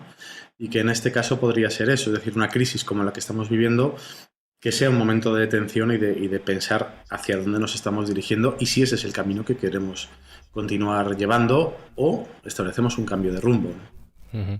Juan Ignacio, que estás levantando la mano como loco, ¿qué te ocurre? Bueno, vamos a ver, yo quiero introducir en todo este debate un recuerdo, una reflexión y una observación directa por parte de mí mismo. Hace muchos años, cuando yo estaba estudiando la carrera, tuve de profesor a un tipo que seguramente que os sonará el nombre, pero yo creo que a Javier también le sonará el nombre porque andaba por allí, que era José Antonio Jáuregui, un antropólogo que trabajaba en la Facultad de Ciencias de la Información y que escribía un libro que parece una tontería porque pasó sin pena ni gloria, pero que sí, yo creo que tiene elementos que aquí... A ver si era una tontería. Es que se llamaba El ordenador cerebral. Bueno, pues en el ordenador cerebral, que hablaba de otra cosa, hablaba de temas psicológicos, antropológicos, introduce una frase que a mí me llamó la atención y que me la he quedado durante mucho tiempo, y es que él afirmaba que la vida lo que sitúa es un código, o sea, está introducida, o permanentemente representada en un código que hay en el interior de los seres vivos que es permanente independientemente de las condiciones. Y lo traía a colación porque hace pocos días he podido comprobar in situ que eso es real, o sea, que la vida permanece aunque no esté activa. Fijaros, hace pocos días tenía yo una fuente por ahí que llevaba muchísimos años sin utilizarse, sin meter agua y tal, y bueno, que estaba llena de escombros, llena de hierbajos. Entonces, pero sitúanos, ¿estamos en Orusco? Sí, efectivamente, bueno, pues vale, gracias. Quise limpiarla simplemente para hacerla nueva y pintarla y ponerla bonita y esas cosas. Entonces, lo primero que se me ocurrió fue meter agua para sacar toda la porquería que había. Bueno, pues la sorpresa me la llevé por la mañana, porque por la mañana habían aparecido 2 animales que llevaban larvados allí desde hace muchísimo tiempo. Uno, un renacuajo, y otra, una pequeñita serpiente que habría nacido en un huevo que llevarían allí latentes durante muchísimo tiempo. Pues si la vida es latente en la tierra, de tal manera que solamente el añadir un poco de humedad es suficiente como para que estos seres que llevaban tanto tiempo larvados hayan, digamos, eclosionado, ¿cómo no puede ser? O sea, ¿cómo no va a ser así también a nivel universal? O sea, la vida puede estar en condiciones terribles, pero sin embargo seguir siendo vida, y cuando llegan al lugar adecuado y se encuentran con las condiciones adecuadas, vuelven a revivir de una manera fehaciente, y eso puede ser en un planeta, en el nuestro, en otro, en cualquier otro. Esa es la reflexión que... Bueno, fíjate, Juan Ignacio, que en estos días ha salido también una información muy curiosa que va en esa línea, ¿no? Varios científicos en estas misiones que se hacen a la Antártida, en fin, para buscar en las capas profundas del hielo, llevaban tiempo buscando una cosa que ellos llamaban el colémbolo fantasma, ¿no? Que era una especie de insecto. Sí, no, pero ha aparecido ahora estos días justo en fotografías en los periódicos, ¿no? Y el colémbolo fantasma es una especie de 100 pies, una especie de insecto que ha sobrevivido sepultado por el hielo durante 30 glaciaciones. 30 glaciaciones de hibernación. Es decir, que en cuanto ese insecto ha sido capturado por las perforadoras humanas y lo han sacado a la superficie, ha recobrado movimiento. En fin, esto tiene más importancia. Sí, tiene más importancia de lo que parece de cara a esto que estábamos hablando de la panspermia, porque evidentemente los viajes de la vida a lo largo de la infinidad del espacio se hacen en unas condiciones de temperatura y de ausencia de todo brutales, ¿no? Y aquí estaríamos ante un ejemplo en nuestro propio planeta de esa, en fin, de esa carencia de elementos, ¿no? Pero fíjate que se abre incluso una puerta aquí muy curiosa, ¿no? Porque estás hablando de elementos vivos que están en los hielos, que se ha llegado hasta ellos ahora pues taladrando, ¿no? Eso obviamente está pasando ya por el cambio climático, es decir, en las tundras heladas del permafrost en Rusia o en los hielos de Groenlandia, por ejemplo, se está deshelando y se están encontrando microorganismos que llevan decenas de miles de años congelados y que se están volviendo a activar sin problemas, ¿no? Entonces, casi tenemos, fíjate, en este, debido al cambio climático, vamos a tener una revisitación de nuestro propio pasado, ¿no? Que va a ponernos a prueba. Sí, pero para el cual en muchos casos posiblemente ya no estamos preparados. Mira qué optimista es, David. Nuestro sistema inmunológico ha cambiado. Qué optimista, tío. Bueno, ha evolucionado, ¿no? Es decir, el tiempo es muy peligroso. Claro. Pero es que está sucediendo ahora mismo, ¿no? Entonces, y nos tenemos que preparar para eso. Fíjate, no estamos solamente como dice Javier, mirando hacia lo alto, mirando hacia el cielo, contra eso no te sino puedes que estamos preparar. Revisando nuestro pasado. Jesús, contra eso no te puedes preparar. No puedes prepararte contra algo así. A ver, no puedes. Ya en la década de los 50 del siglo pasado ya se hicieron un montón de películas relacionadas con eso. Yo recuerdo algunas de ellas incluso en blanco y negro de pero que David, es como pues si dices, el típico bicho que salía del hielo. Pero es como si dices si los aztecas... Bueno, ya juntamos las dos cadenas con el enigma de otro mundo. Los estaban preparados contra la viruela. Pues no. Si hicieran lo que hicieran, le iban a palmar. No estaban preparados. Pues esto es lo mismo. Como salgo o algo así... Sobrevivimos 3 o 4, Jesús, tú y yo y dos más. Que están saliendo. Vamos a quedar nos iremos a escobular. Bueno, veo que tenéis muchas ganas de hablar todos a la vez, estáis entrando todos al mismo tiempo y no nos enteramos. Dejadme que ponga una musiquita y organicemos un poco el tema.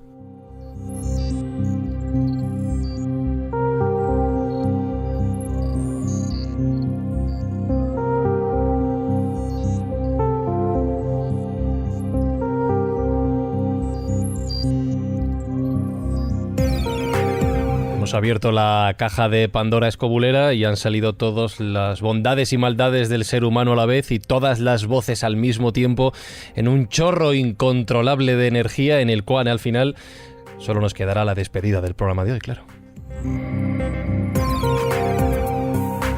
Estoy pensando una cosa y esta pregunta te la quiero hacer a ti, Jesús. Estamos hablando de algo mucho más grande que el propio ser humano, como decía antes. Somos una pequeña mota de polvo en el espacio-tiempo. Estamos hablando de, incluso, pues mira, al final llegamos muchas veces a la conclusión del hombre queriendo ser Dios, pero estamos hablando de dioses, del origen de la vida, de dónde venimos y sobre todo a dónde vamos si es que no nos escacharramos por el camino. Y quizá los meteoritos tengan algo que ver con todo esto. Los meteoritos pueden ser un elemento sagrado, un objeto al que adorar. ¿Ha sido así? ¿Puede identificarse con los dioses? Hombre, sin ninguna duda. Y además Javier incide sabiamente en esa posibilidad. Cuando algo cae del cielo, ahora tenemos muchos conocimientos científicos, pero remontémonos hace 100 años o hace 1000 años. La gente no sabe muy bien lo que caía del cielo. Caían cosas y se pensaban que eran regalos de los dioses. Siempre estaba asociado a los dioses. O bien como un regalo benefactor, o bien como un regalo envenenado donde te dan ahí cosillas para que tú luego las administres, tipo caja de Pandora. Por lo tanto, todo aquello que cae del cielo, que se considera que es la morada de los dioses, que es el Olimpo, se piensa que tiene un carácter sagrado. Y entonces se da un nombre, que es el betilo. O sea, el betilo sería como ese meteorito que no se entiende desde un punto de vista científico, pero sí religioso. Y ese betilo, que viene además de una palabra semita que significa Bet-Et, es decir, la morada divina, la morada de Dios, pues a partir de ahí tú haces algo con ese betilo, con ese meteorito que consideras sagrado y que procede directamente de los cielos, que es convertirle en una pieza sacramental, una especie de amuleto, en una especie de talismán para tu pueblo, para tu tribu, o bien con ello tallas una figura del dios que tú crees que ha sido el benefactor, el que te ha otorgado ese don divino. Entonces, bueno, pues los betilos a lo largo de la historia ha tenido una importancia capital, hasta el punto el que tener un palladium o tener un betilo o tener una piedra sagrada o una piedra negra era, bueno, tener un tesoro, porque te protegía de cualquier maldad, tanto física, de cualquier invasión, como psíquica, ¿no? Como espiritual o como invisible, que podría ser pues las maldiciones que te podría echar el enemigo, porque ya sabes que la guerra psíquica, la guerra espiritual, también era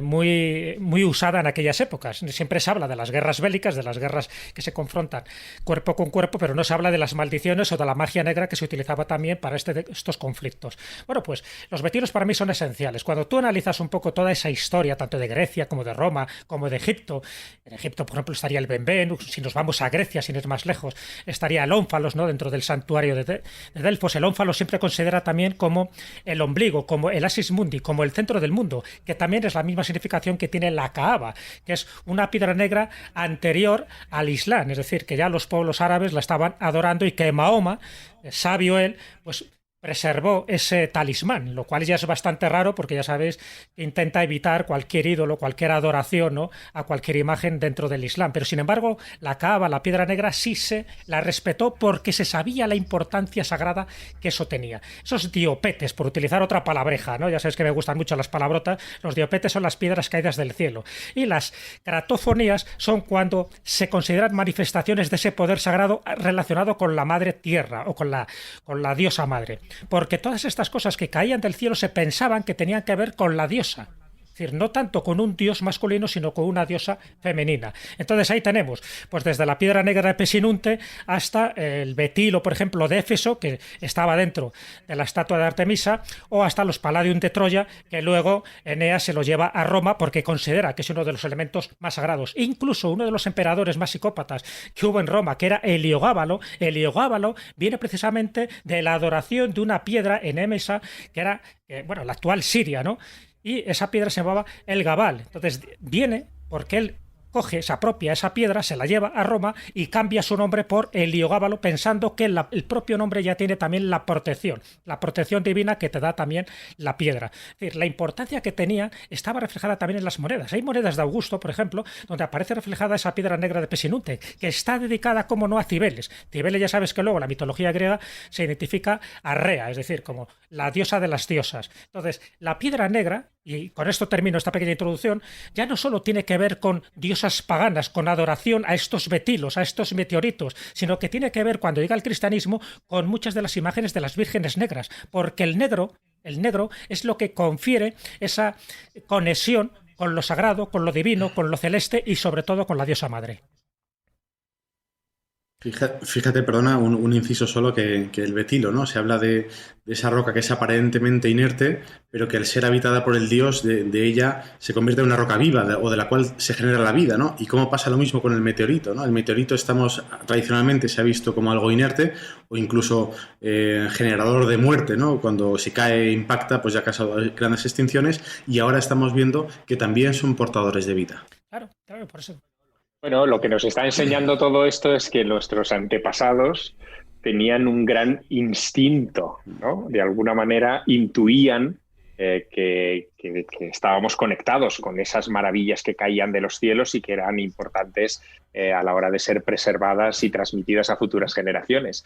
Es reconfortante saber que de alguna manera la ciencia y lo que se está explorando ahora en busca de nuestros orígenes más allá del planeta Tierra, nos está conduciendo también a ese saber intuitivo que tenían nuestros antepasados en forma de mitología. Y hablando de mitología, Javier, porque siempre tocas de una forma pues muy dosificada a lo largo de tu novela determinados elementos que tienen que ver con la historia, determinados elementos que tienen que ver con la antropología y con la arqueología, y luego si nos da tiempo nos meteremos un poco con las pinturas rupestres y cómo nuestros antepasados reflejan esa cosmovisión en sus pinturas rupestres, ¿no? Esos hombres híbridos, y cómo muchas de esas pinturas están reflejando las enfermedades, pero también se refleja ni más ni menos que en la mitología. Y tú citas un caso que me llamó mucho la atención, utilizar otra palabreja también para que los oyentes vayan tomando nota. Fómites. El fómites, que es esa especie de objeto que transporta o transmite una enfermedad. Y hablas del manto envenenado de la hidra.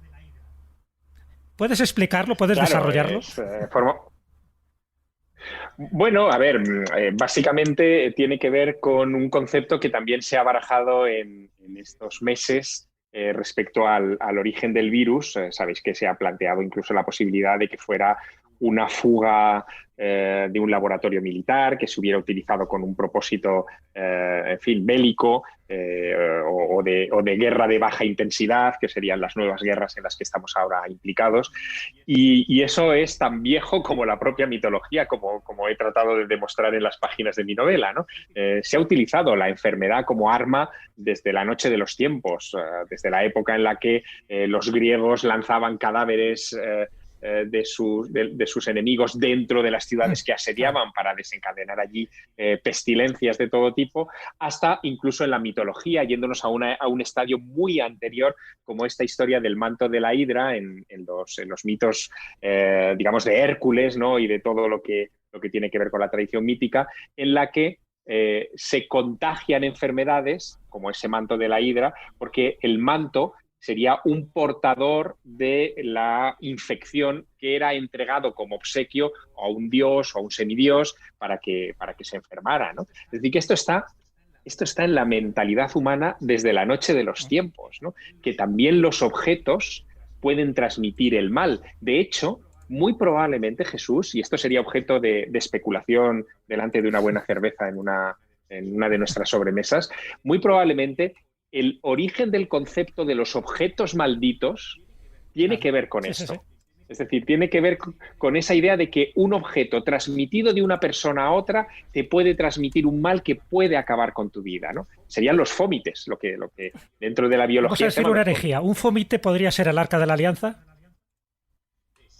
Sí, claro, evidentemente. Sería un objeto que, si no se maneja con la debida profilaxis, que era la que tenían los sacerdotes cuando se descalzaban y se acercaban a ese objeto con un pectoral muy concreto, con una serie de piedras que lo protegían, puede causar la muerte, claro que sí. Con lo cual se convierte en un objeto maldito a la vez de un objeto sagrado. Según cómo lo utilices, te da la vida o te da la muerte. Es lo que hablábamos antes, según si es afín a ti o no es afín, según si conoces las instrucciones de manejo o no las conoces. Contad de qué hablabais antes de las pinturas rupestres y las enfermedades. ¿Ya se refleja este mal en este tipo de dibujos? Bueno, en esta carta imaginaria, sí, que es el mensaje de Pandora, la remitente de la carta, la señora mayor que se dirige a su sobrina, le recuerda a su sobrina un viaje que hicieron 4 años antes por el sur de Francia y el norte de la península ibérica. Las cartas, el género epistolar da para eso, ¿no? Da para ejercer la memoria y evocar cosas que se han compartido. Y en este caso lo que comparte la remitente de la carta es una incursión a varias cuevas rupestres del sur de Francia, en las que aparecen las primeras representaciones antropomorfas de la historia, ¿no? Las pinturas rupestres más antiguas, las que se están datando ya en 70.000 años o más, son pinturas que no tienen representaciones humanas. Las representaciones humanas tardarán mucho tiempo en aparecer. Es como si los artistas, entre comillas, hubieran tenido cierta prevención a la hora de representarse a sí mismos, ¿no? Quizá porque no tenían espejos, quizá porque el reflejo en las aguas de los ríos o los lagos no era suficiente. No lo sabemos, ¿no? El caso es que hace 10.000 años aproximadamente surgen las primeras representaciones antropomorfas. Y una de ellas se encuentra en la cueva de los 3 hermanos, la cueva de Trois Frères, en el sur de Francia, en Montesquieu-Avantés, en donde se ve a una criatura que es mitad bisonte, mitad ser humano, con unas características muy particulares. Es un hombre con una cornamenta, con una especie de piel que cubre su lomo, con unas piernas que son más fuertes que las que tendría un ser humano convencional, pero se intuye viéndolo que es un ser humano erguido, ¿no? Y se produce esa pintura justo en el momento en el que los antropólogos dicen que se da el salto más grande en la evolución de nuestra especie, que es el que nos lleva del paleolítico al neolítico.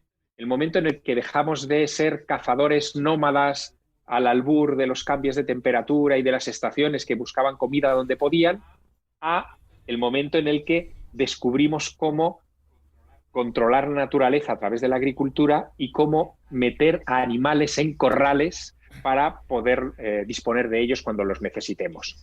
Ese salto es el que coincide con la aparición de ese hombre bisonte. Y es algo muy curioso, porque los virólogos hoy aceptan que fue en ese momento cuando se empezaron a producir las primeras pandemias, cuando el contacto estrecho con animales en sus corrales, que metían en sus cabañas o en sus cuevas, produjeron los primeros saltos zoonóticos de los virus. Además, se daba la circunstancia de que ya no vivíamos en tribus dispersas, sino que éramos comunidades cada vez más pobladas y, por lo tanto, se producían enfermedades de más alcance, Javier, las pandemias. Yo no quiero entrar en el mundo y eso está ahí. Que no quiero entrar en el mundo de la mitología fantasiosa, que está ahora muy de moda. Además hay libros fabulosos como Sapiens y muchos más que a mí me encantan, que tratan del tema, pero es que hay hechos que son objetivos y evidentes. Es decir, el mundo este idílico de una humanidad maravillosa que vivía en un mundo de cazadores que se alimentaban, nómadas que viajaban por el mundo y consumían de la tierra, vivían eternamente aprovechando una especie como de mundo ecológico. Algo así como una especie de versión bonita de la película Avatar, pero a nivel humano y terrestre. En cierto modo es real. Es decir, está claro que la agricultura y la domesticación de animales cambian el mundo. Permiten que se alimenten masas humanas enormes, permiten el contacto y el crecimiento de la población masiva, crean las castas, las sociedades estructuradas y crean la guerra. Y el tiempo libre. Todo eso es evidente. Y el tiempo libre. Que es el origen de la ciencia. Porque es la base de la civilización y la ciencia, efectivamente. Y de las croquetas, todo lo no que es el olvidemos. mundo. Ahí acaba todo, en las croquetas. Pero es cierto que lo bueno y lo malo, todo parte de lo mismo. Hace un rato has citado un tema que es importante, que es todo lo que crea el ser humano y todo lo que tiene la naturaleza tiene una parte buena y una parte mala. Hay un yin y un yang. Es decir, tú puedes utilizar la energía nuclear para hacer energía eléctrica o una bomba atómica. Y como esto, todo lo que quieras.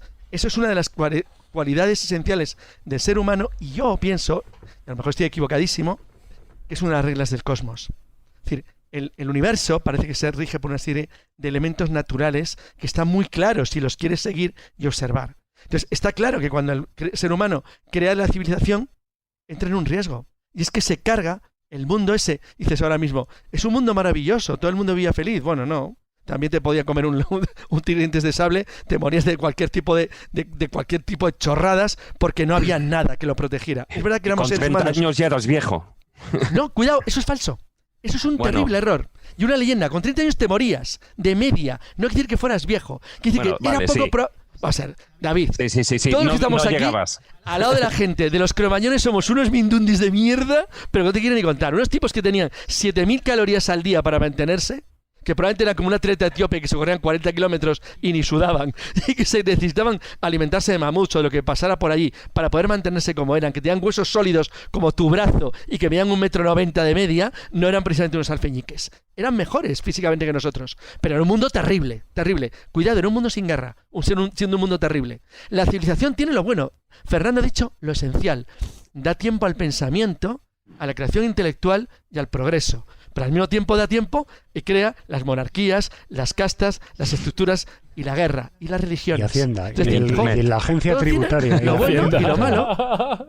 Y la agencia tributaria al mismo tiempo que las croquetas, efectivamente. Coincide. O sea, lo bueno y lo malo de la civilización. Efectivamente, tío. Entonces, no sé, lo que quiero decir con esto es que es muy difícil cuestionar esas cuestiones porque no las conocemos. Entonces, cuando alguien dice, me gustaría volver a la prehistoria, bueno, pues prepárate. Allá tú si vas a la prehistoria. Yo prefiero ducharme todos los días y que abra el grifo y salga agua y estar más o menos feliz. Es decir, y que no me aplaste un mamut o me coma un tigre. Pero de todas maneras, reconozco que también tenía una parte que desde el punto de vista de los que sería estrictamente humano, pues sí, era una gente que tenía una vida apasionante e interesante. Yo creo que todos los aquí presentes duraríamos 3 días en ese mundo, pero bueno, pero es cierto que era un camino que cuando creamos la agricultura, la ganadería y la civilización, perdimos, fuimos por otro. Son cosas que ocurren, tío, no podemos hacer nada. Es decir, y es así de claro, estamos donde estamos. Y ahora la cuestión es qué hacemos en el futuro. Y lo tenemos jorobado, pero de verdad, ¿eh? Bueno, pero somos 7.000 millones... Y solo hay un mundo. 7.700, creo, y contando. Mira, el de la sexta extinción hablando. No, pero yo pienso que hay un... el optimista. No, pero hay un momento que es para la esperanza, porque yo pienso que la cultura precisamente nos permite una cierta perspectiva y una comprensión del camino recorrido, ¿no? Por ejemplo, hablabais antes de los mecanismos que tiene el cosmos, ¿no? Bueno, pues el planeta Tierra hubo una época en la que no había nada de oxígeno y todo era anaeróbico y unas bacterias empezaron a producirlo como el evento de desecho y se cargaron al 99% de las especies que lo vivían y hicieron una atmósfera de oxígeno y gracias a eso estamos todos los que estamos aquí ahora, ¿no? Entonces hubo un cambio radical. ¿Qué pasa? Que tú ahora puedes ser consciente de esas cosas, de ese pasado, de esos cambios, cómo te van a influir a ti. Es decir, tú tienes la cultura, tienes todo el camino recorrido y tienes tiempo para pensar. Tienes una casta ahora de científicos y de pensadores y de escritores, entre otras muchas personas, que se dedican a pensar y a mirar atrás y a recomponer y a tomar esos elementos del pasado que te pueden hacer, bueno, abrir nuevas vías, nuevas posibilidades y también avisarte de los peligros que hay si se continúa por un camino u otro. Es decir, yo pienso que hay un momento para la esperanza. Dejadme que deje este tema guardado para el final. Si queréis, miramos al futuro, buscamos la esperanza en esta situación, porque hay un par de temas que no quiero que se queden sin tocar de aquí al final del programa. Habéis hablado de la evolución humana, hemos hablado de ese momento en el cual los seres humanos empiezan a pintar, a dibujar los conceptos que ven y que comienzan a comprender, y esa ha sido una de las evoluciones de nuestra civilización. Cuando comenzamos a concretar en imágenes, antes lo decía Marcos, o bien lo que veíamos, o bien lo que pensábamos.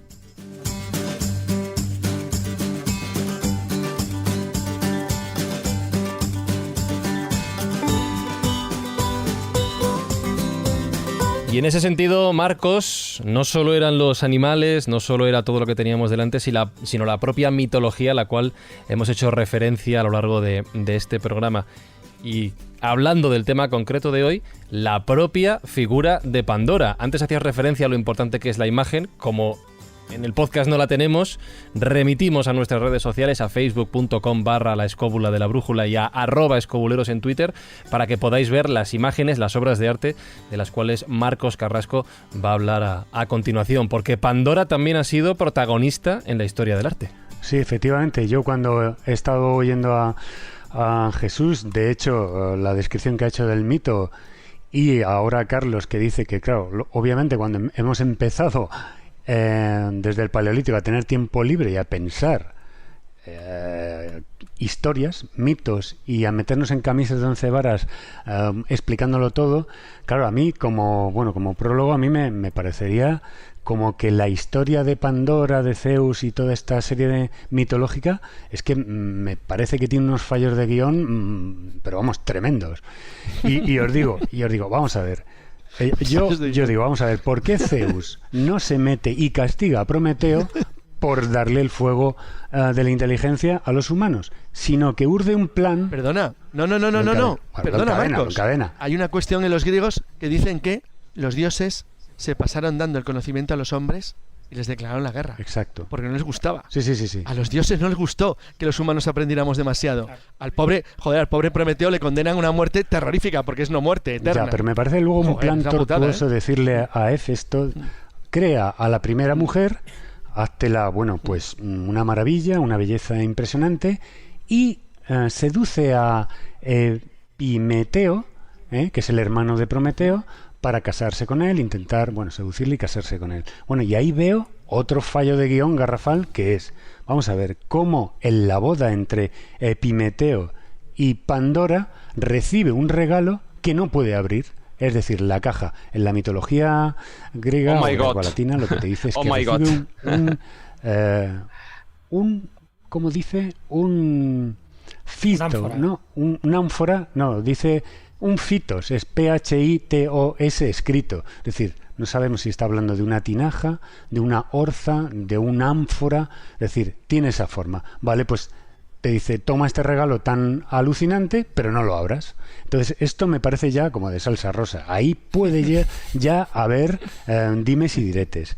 Entonces, ¿qué pasa? Que el tema que os hemos comentado antes, y he comentado a Javier, que se le ha puesto la tremenda responsabilidad a los pintores, a los escultores, para representar a Pandora, pues vale, pues he visto que hay 3 imágenes de las muchísimas que hay que tienen diferentes momentos de esa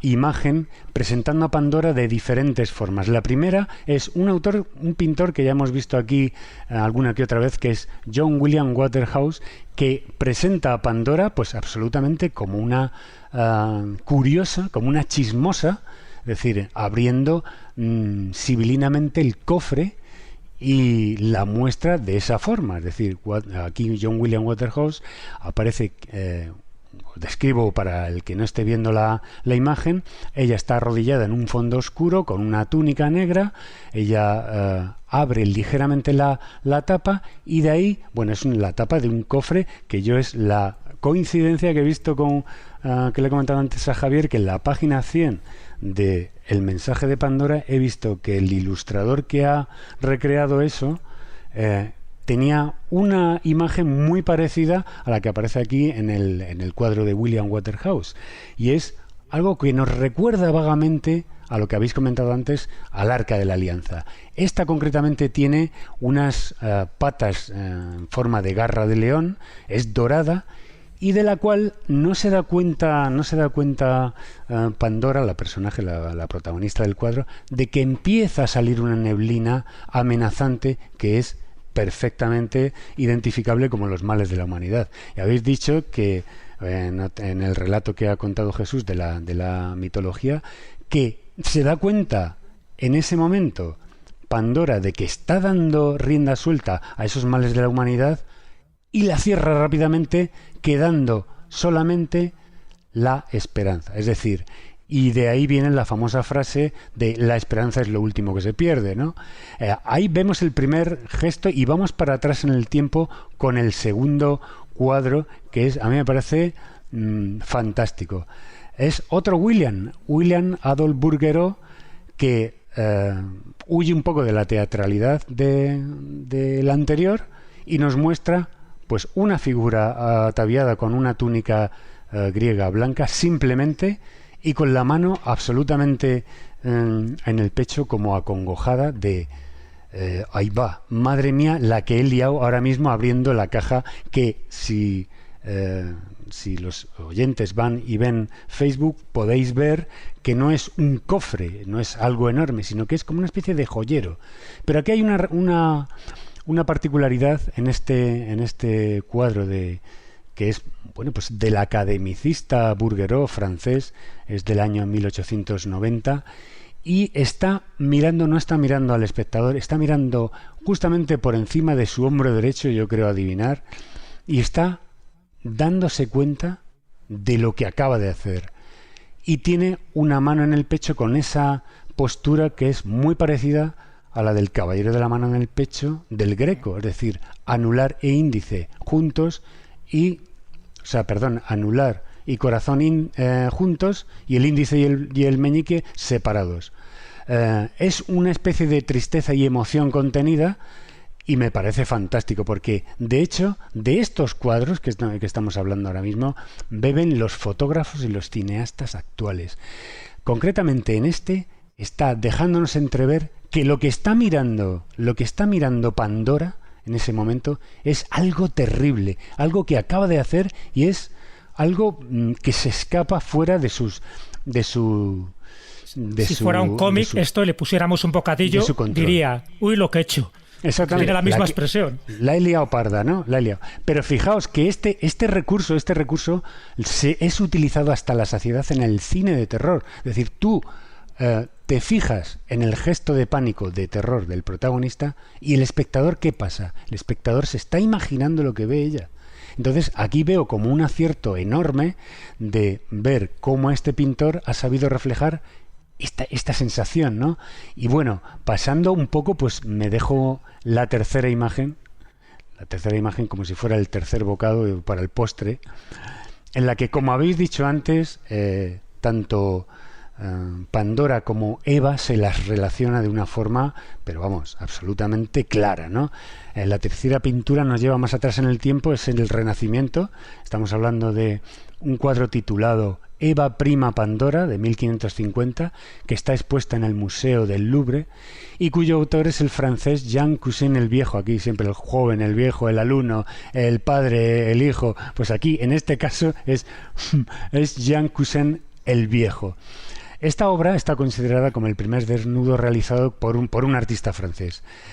Y tiene absolutamente pues ese estilo renacentista y manierista. Pero fijaos, si os digo que este cuadro está inspirado en la Venus de Urbino de Tiziano, es que es impresionantemente el parecido.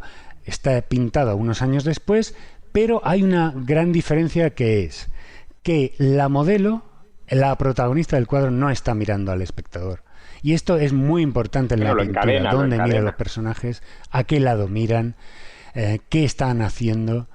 Y está concretamente como si escondiera una culpa, está mirando fuera del cuadro. No como la Venus de Urbino, que tiene casi la misma posición, que está mirando sugestivamente y casi seductoramente, la de Tiziano, al espectador. Entonces aquí el autor lo que hace es que nos relaciona absolutamente esta especie de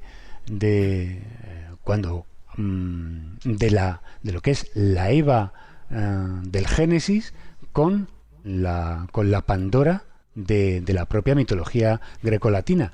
Incluso pone un cartel arriba que es el título del cuadro, Eva prima Pandora, que podría decirse que estamos hablando de que es la primera Eva. Pandora es la primera Eva y la relaciona absolutamente, pero vamos, sin ningún tapujo, ¿no? Pero hay una diferencia sustancial aquí, Marcos, en relación a los otros dos cuadros. Aquí ya no aparece un cofre, aquí no hay una caja.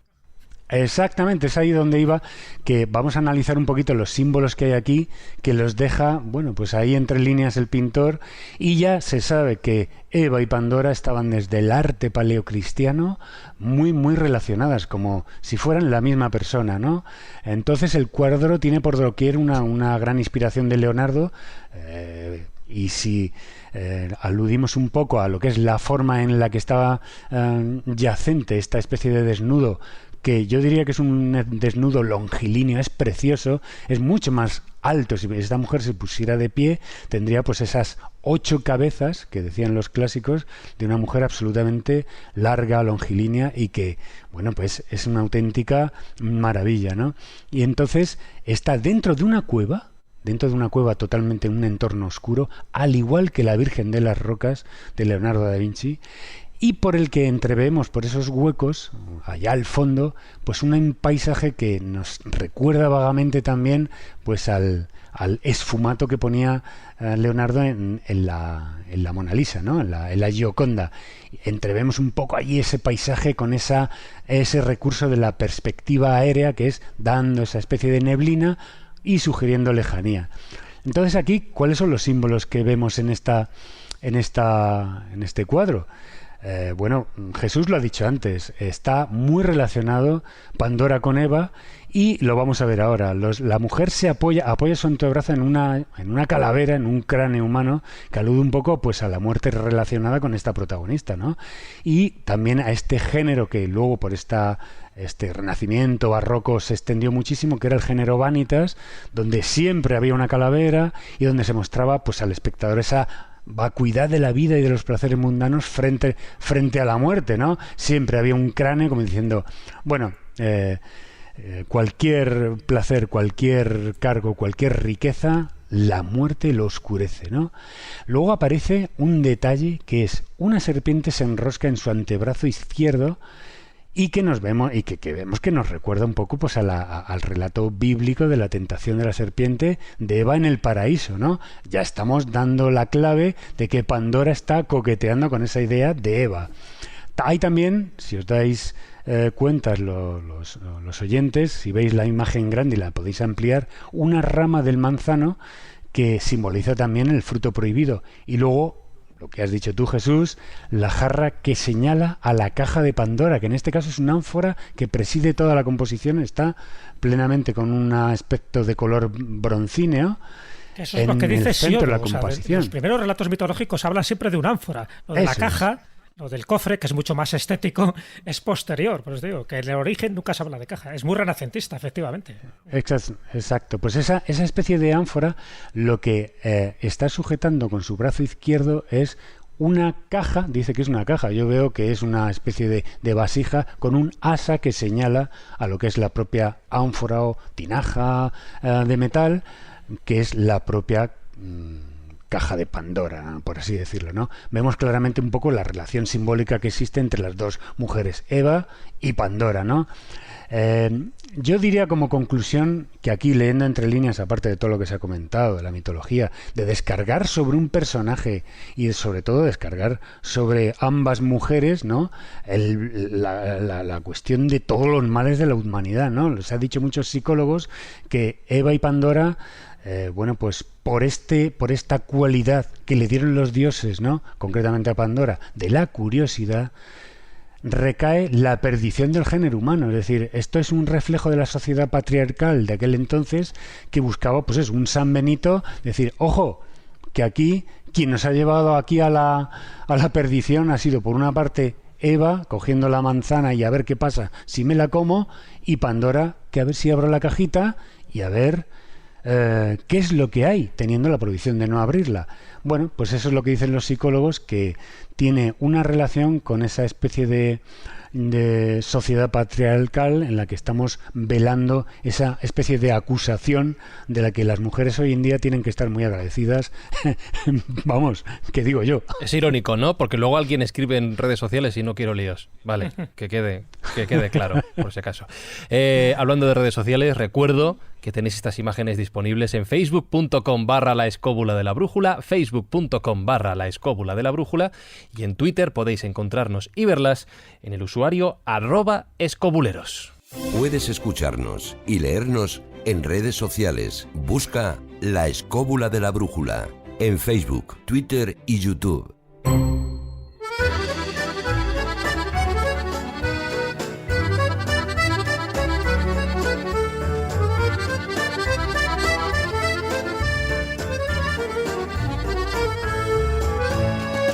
Llega la hora de consultar la Wikipepa. Ya sabéis que en todas las ediciones de La Escóbula de la Brújula, cada semana, Pepa Yausas nos recomienda una película que merezca la pena ser vista relacionada con el tema de la edición en concreto. Y esta semana, desde Hollywood, vamos a mirar al cielo, vamos a conocer la historia de un meteorito que cayó en la Tierra y vino con una forma de vida desconocida, la teoría de la panspermia, de la que hemos estado hablando durante todo el programa. El título de la película es La amenaza de Andrómeda. Nos la regala ya Pepa Yausas. Saludos a todos desde el otro lado del charco y muchas felicidades a Javier Sierra por ese último libro que estoy deseando tener entre las manos. El libro todavía no lo he leído, pero sí he visto la presentación que Javier ha hecho del libro en YouTube, y la primera película que me vino inmediatamente a la mente fue La amenaza de Andrómeda del año 1971. Y voy a contaros algunas cosas que creo que la hacen interesante. La película no es lo que estamos acostumbrados a ver en ciencia ficción y tiene un inicio lento, pero vale la pena que le deis una oportunidad. Está basada en un libro de Michael Crichton, este famosísimo escritor de ciencia ficción que se convertiría en uno de los más famosos a partir de Jurassic Park.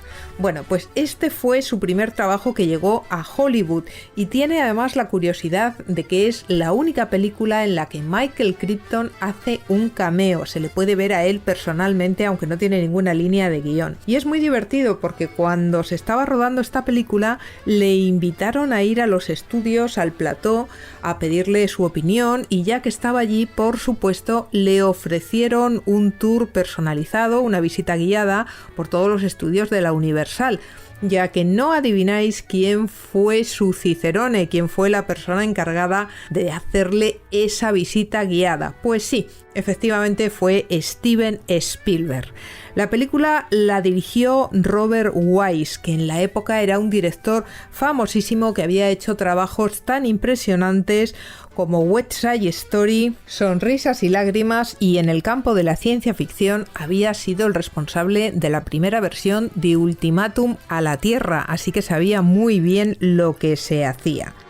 Como curiosidad tengo que deciros que Nelson Gidding, que fue el guionista de la película, quiso saber todo lo habido y por haber, y lo primero que hizo fue acudir a la bibliografía que al final del libro, al final de la novela de Michael Crichton, aparecía. El pobre se llevó un chasco tremendo porque tuvo que descubrir toda la bibliografía que allí aparecía era completamente ficticia, nunca existió. Así que al final tuvo que apañárselas como pudo, sin demasiada documentación de apoyo, y utilizó esos mismos títulos para palabrejos extraños que aparecen a lo largo de la película. La doctora Leavitt es un detalle interesante que veréis si veis la película, veréis que hay una doctora Leavitt. En un principio, en la novela, es un hombre, para que veáis que esta cuestión de que es necesario meter a una fémina en la película ya viene de antiguo. Y además tiene el curioso detalle de que se presenta como un falso documental. Es una película que vale la pena un buen visionado, aunque tenga ya unos cuantos años, y que estoy segura que vais a disfrutar. Un beso, hasta muy pronto, os espero en el podcast de Las Musas No Avisan en iVoox.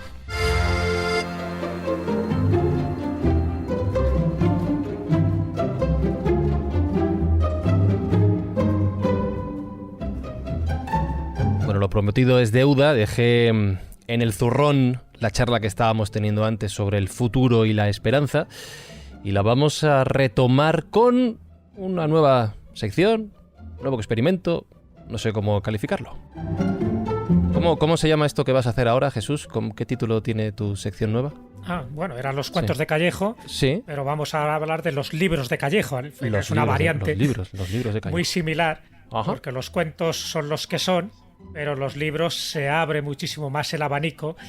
Y cuando me refiero a libros, estoy hablando de libros inspiradores, de libros motivadores, de libros que te hacen pensar o por lo menos te ponen una duda para que tú luego sigas indagando, ¿no? Y en este caso, en esta, vamos a llamarla nueva sección, ¿no?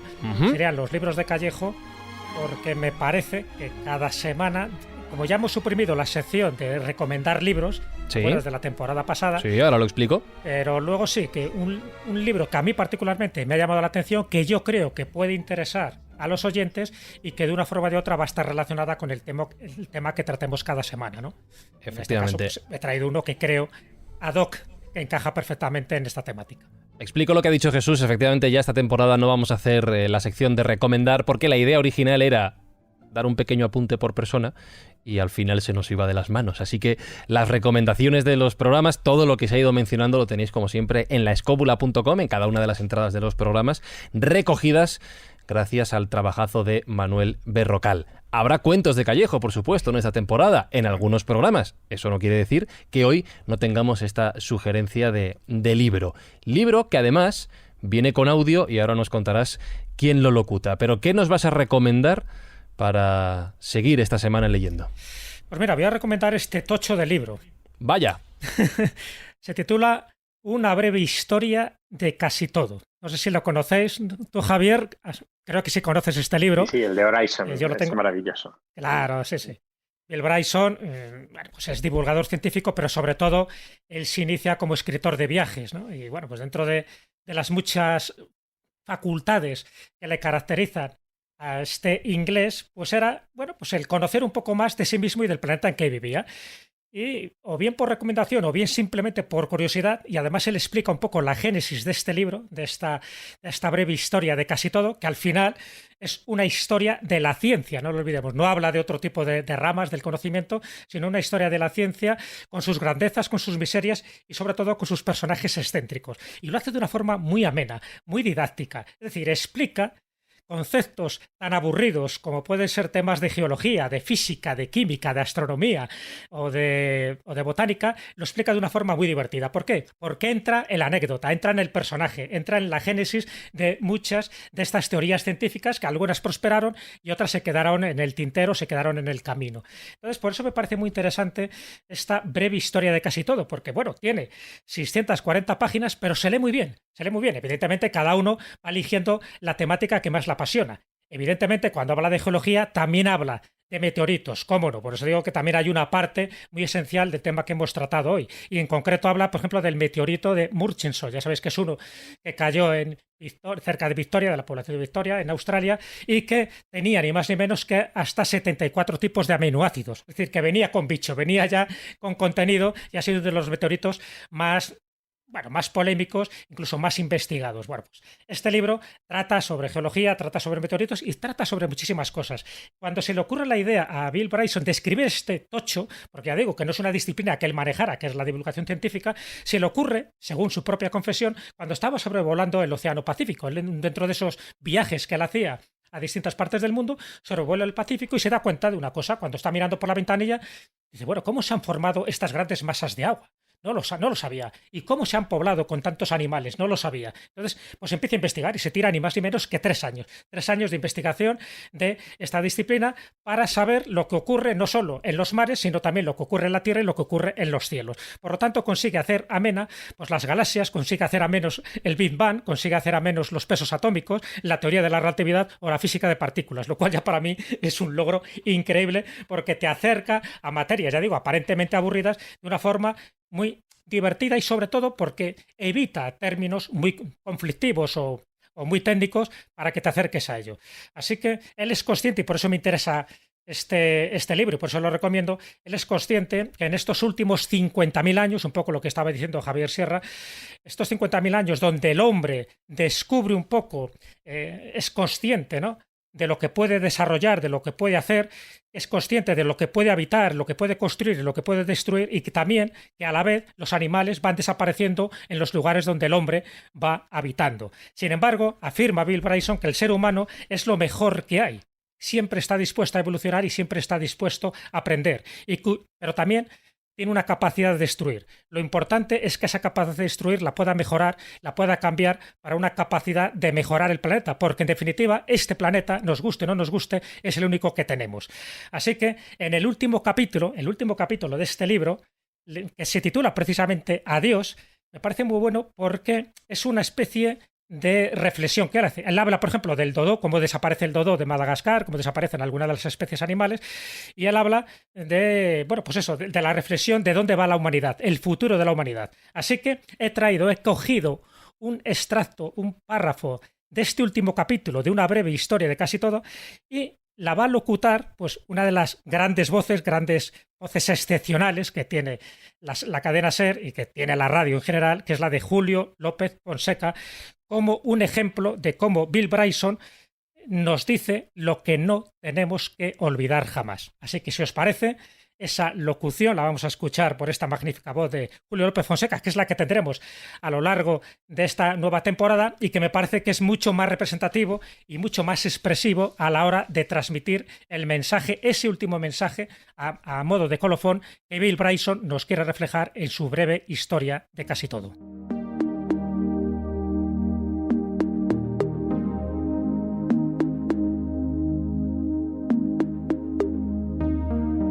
Si este libro contiene una lección, esa lección es que somos terriblemente afortunados por estar aquí.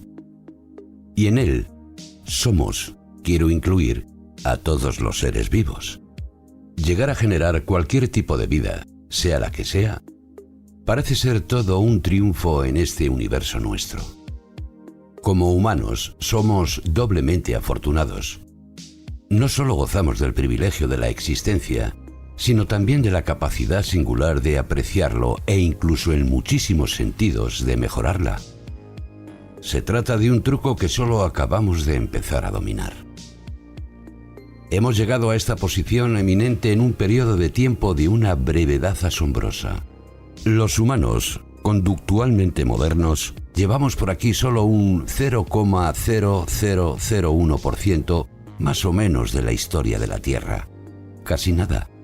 Pero incluso existir durante ese breve espacio de tiempo ha exigido una cadena casi interminable de buena suerte. Estamos en realidad en el principio de todo. El truco consiste, sin duda, en asegurarse de que nunca encontraremos el final. Y es casi seguro que eso exigirá muchísimo más que golpes de suerte.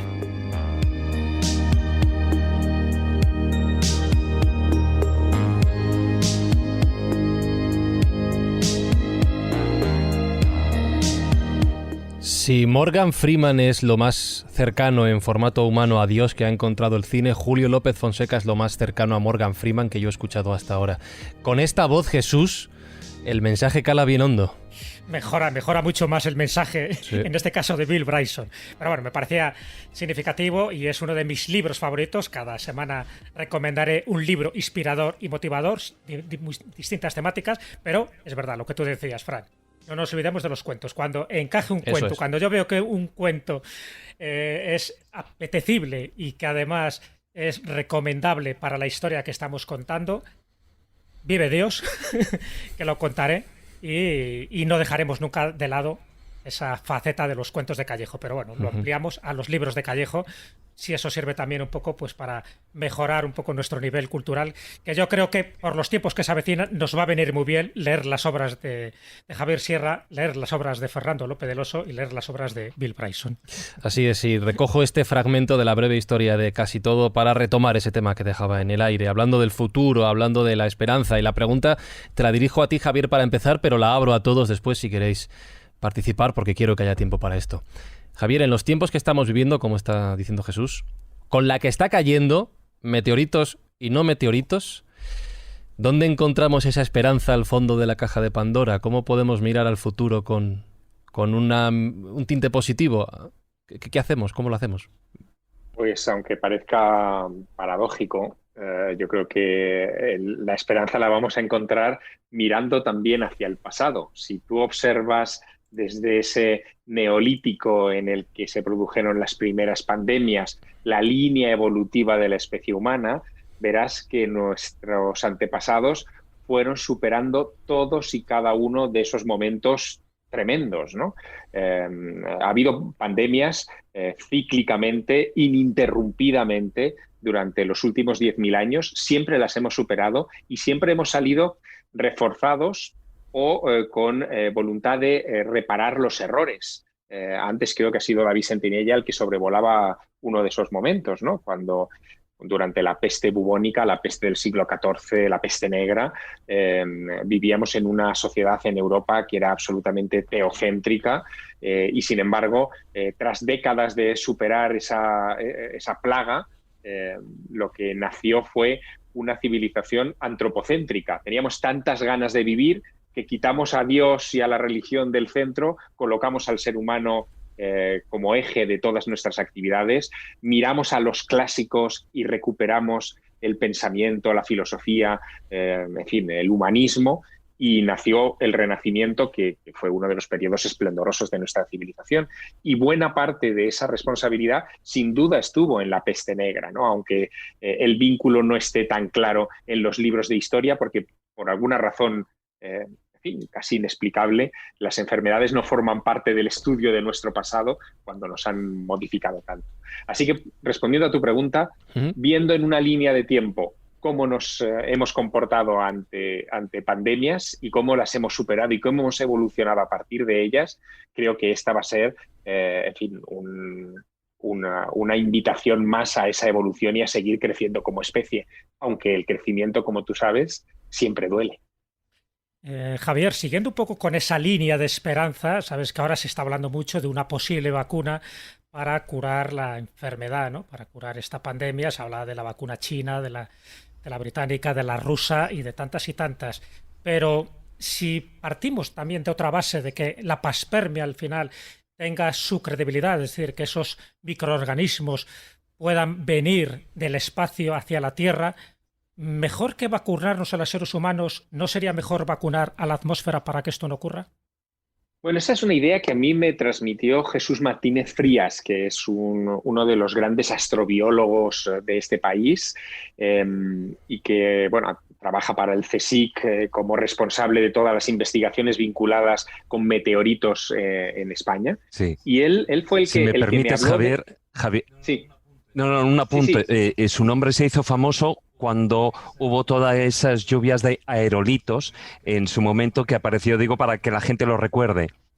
Exactamente, sí, yo fue ahí en esa época cuando lo conocí, estamos hablando de primeros de los años 90 del siglo pasado, pero digamos que he mantenido contacto durante este tiempo, me parece una de las grandes mentes científicas de este país, y él me habló precisamente del concepto de protección planetaria, ¿no? Que es algo que los astrobiólogos manejan. Tiene dos vertientes la protección planetaria. Proteger nuestras naves espaciales, esterilizarlas antes de enviarlas a otros lugares y que puedan infectar, como hemos hablado, accidentalmente la Luna u otros cuerpos del sistema solar, pero también está la otra vertiente, que esos patógenos que puedan venir del espacio no lleguen a infectarnos. Decía antes Fernando que la cifra de polvo estelar, de polvo, en fin, procedente de la descomposición o de la desintegración de meteoritos en nuestra atmósfera que cae diariamente sobre el planeta son 40.000 kilos. Bueno, Jesús Martínez Frías me actualizó esa cifra, me dijo que son 100.000 kilos de ese polvo el que cae diariamente sobre nuestras cabezas. Y él proponía que para esterilizar ese polvo quizá tendríamos que crear alguna clase de aerosol en el futuro que esterilizara la troposfera y que de alguna manera sirviera de filtro para que no pudieran llegar los patógenos del exterior. Es una idea, pero a lo mejor esa idea es peor que dejar que la naturaleza siga haciendo su curso. Esto no suele acabar bien, Javier, no suele acabar bien nunca. Exacto, no. Exacto. Quizá el intermediar demasiado en los procesos de la naturaleza y querer controlarlos desde la perspectiva humana finalmente no sea del todo bueno, pero como idea, desde luego, ahí está, ¿no? Sí, hombre, igual eso comportaría la muerte de un montón de especies. No sabemos. El ser humano en ese sentido no sabe hasta qué punto está relacionado nuestro ecosistema con esas lluvias permanentes de material cósmico. De hecho, la astrobiología en ese terreno está prácticamente empezando, estamos en pañales. Sí, yo quería apuntar aquí una cosa, bueno, dos cosas. La primera, que el cálculo era coherente porque yo hablaba de 40.000 toneladas anuales, que más o menos son las 100 toneladas diarias. Sí, eso es. Sí, más o menos coincide. Pero luego hay otro tema que a mí me está dando que pensar, ¿no? Y es que cuando se habla de que pudiera caer un virus del cielo que nos afectara, hay que pensar una cosa, es decir, los virus son entidades que están en el límite de la vida porque no tienen ninguna capacidad, es decir, son cosas inertes que entran en las células, que aprovechan todos sus sistemas biológicos de reproducción para hacer copias de sí mismas y que simplemente acaban reventando las células por el número que hay de virus e infectando otras. Pero es una cosa automática, es una cosa que en sí misma no tiene capacidad vital, pero sí que está perfectamente imbricada con nosotros, es decir, se aprovecha de nuestros mecanismos, de los mecanismos vivos, porque se ha generado de una manera paralela a nosotros. Es decir, sería muy extraño, primero, que cayera del cielo algo que fuera compatible con nosotros, es decir, que estuviera formado por ADN de la misma manera que nosotros y que correspondiera, que tuviera las secuencias para activar nuestras enzimas, en fin,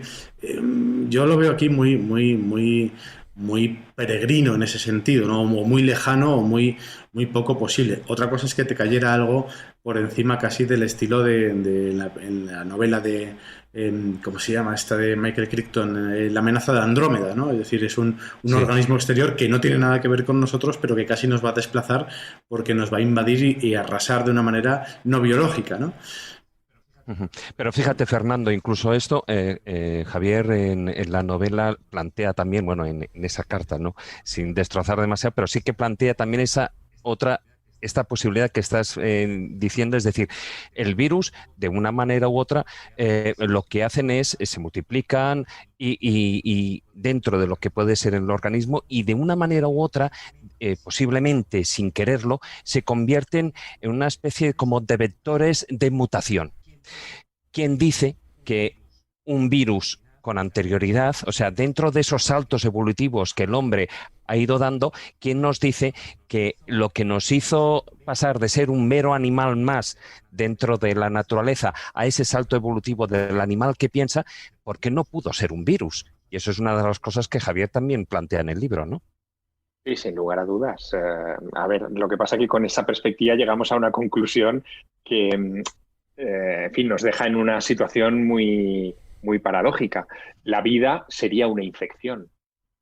De alguna manera, nosotros seríamos la consecuencia final de un proceso infectivo cósmico. Y claro, eso nos coloca... De hecho, para muchos... Uh-huh. Sí, perdona, sigue. No, que como reflexión no deja de estar bien, porque de alguna manera nos da a entender, en fin, cuál es nuestro lugar en la escala cósmica, ¿no? En la escala evolutiva cósmica.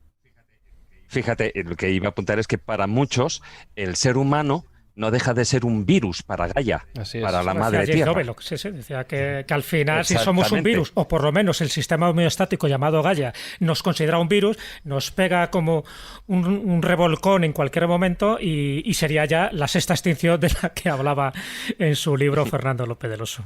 Sí, sería casi como si este virus fuera el anticuerpo con el que la Tierra se protege de nosotros, ¿no? Es un poco extraño. Bueno, hombre, vamos a verlo desde el lado positivo. Igual, sencillamente, lo que hace es nos muta y al final acabamos viendo, bueno, pues como son las películas de los cómics, ¿no? De los X-Men. No sé, yo a Fernando le veo ya de color rojo en la pantalla, así que ya ha mutado. Colorado, sí. Es una versión entre Trump y... Soy la antorcha humana. Que alguien sacado de... Pero no sé, o haces honor a tu apellido. Mira, se está haciendo naranja como Trump ahora. Soy dorado, me estoy convirtiendo en naranja. El color rojo. Si Fernando López del Oso empieza a salir el superhéroe de Marvel que molaba mucho.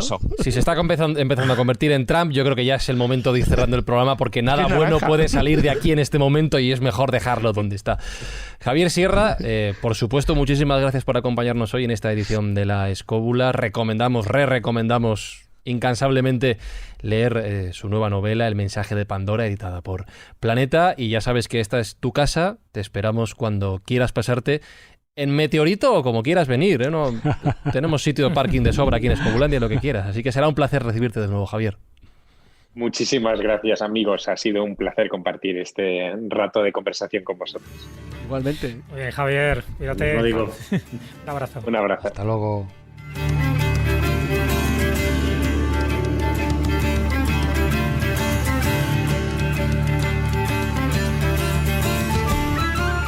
Pues nos vamos a ir marchando, a seguir conquistando, infectando, ya que estamos hablando hoy de virus, nuevos oídos, nuevos oyentes, nuevos reproductores de podcast allá donde se pueda escuchar La Escóbula de la Brújula. Llegará Escobulandia.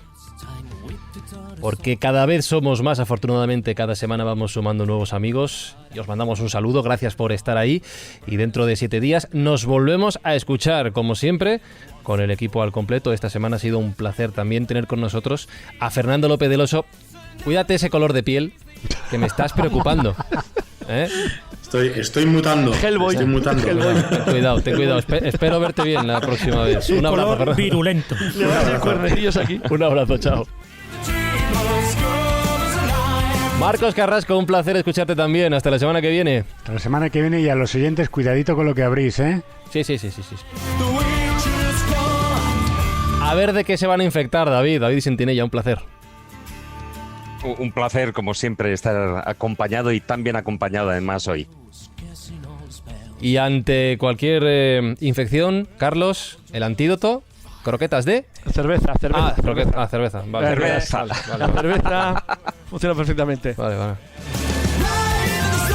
Juan Ignacio Cuesta, un abrazo fuerte desde la lejanía, que estamos lejos esta semana. Sí, estoy aquí al lado del mar y espero que no se haya metido mucho el rumor de las olas. Pues no.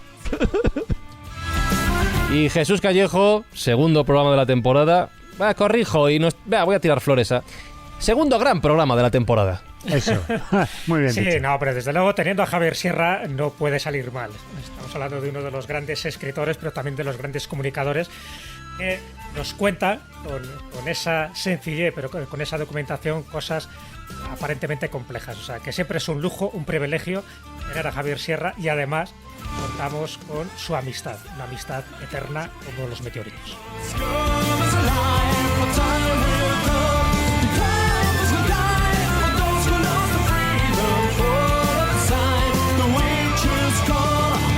Y lo dicho, con vuestra amistad contamos, escuchándonos aquí cada semana en La Escóbula de la Brújula. Recuerdo, facebook.com/La Escóbula de la Brújula, y en Twitter, @escobuleros, para estar en contacto y para ver todo lo que ha contado hoy Marcos Carrasco. La semana que viene, más y mejor. Chao.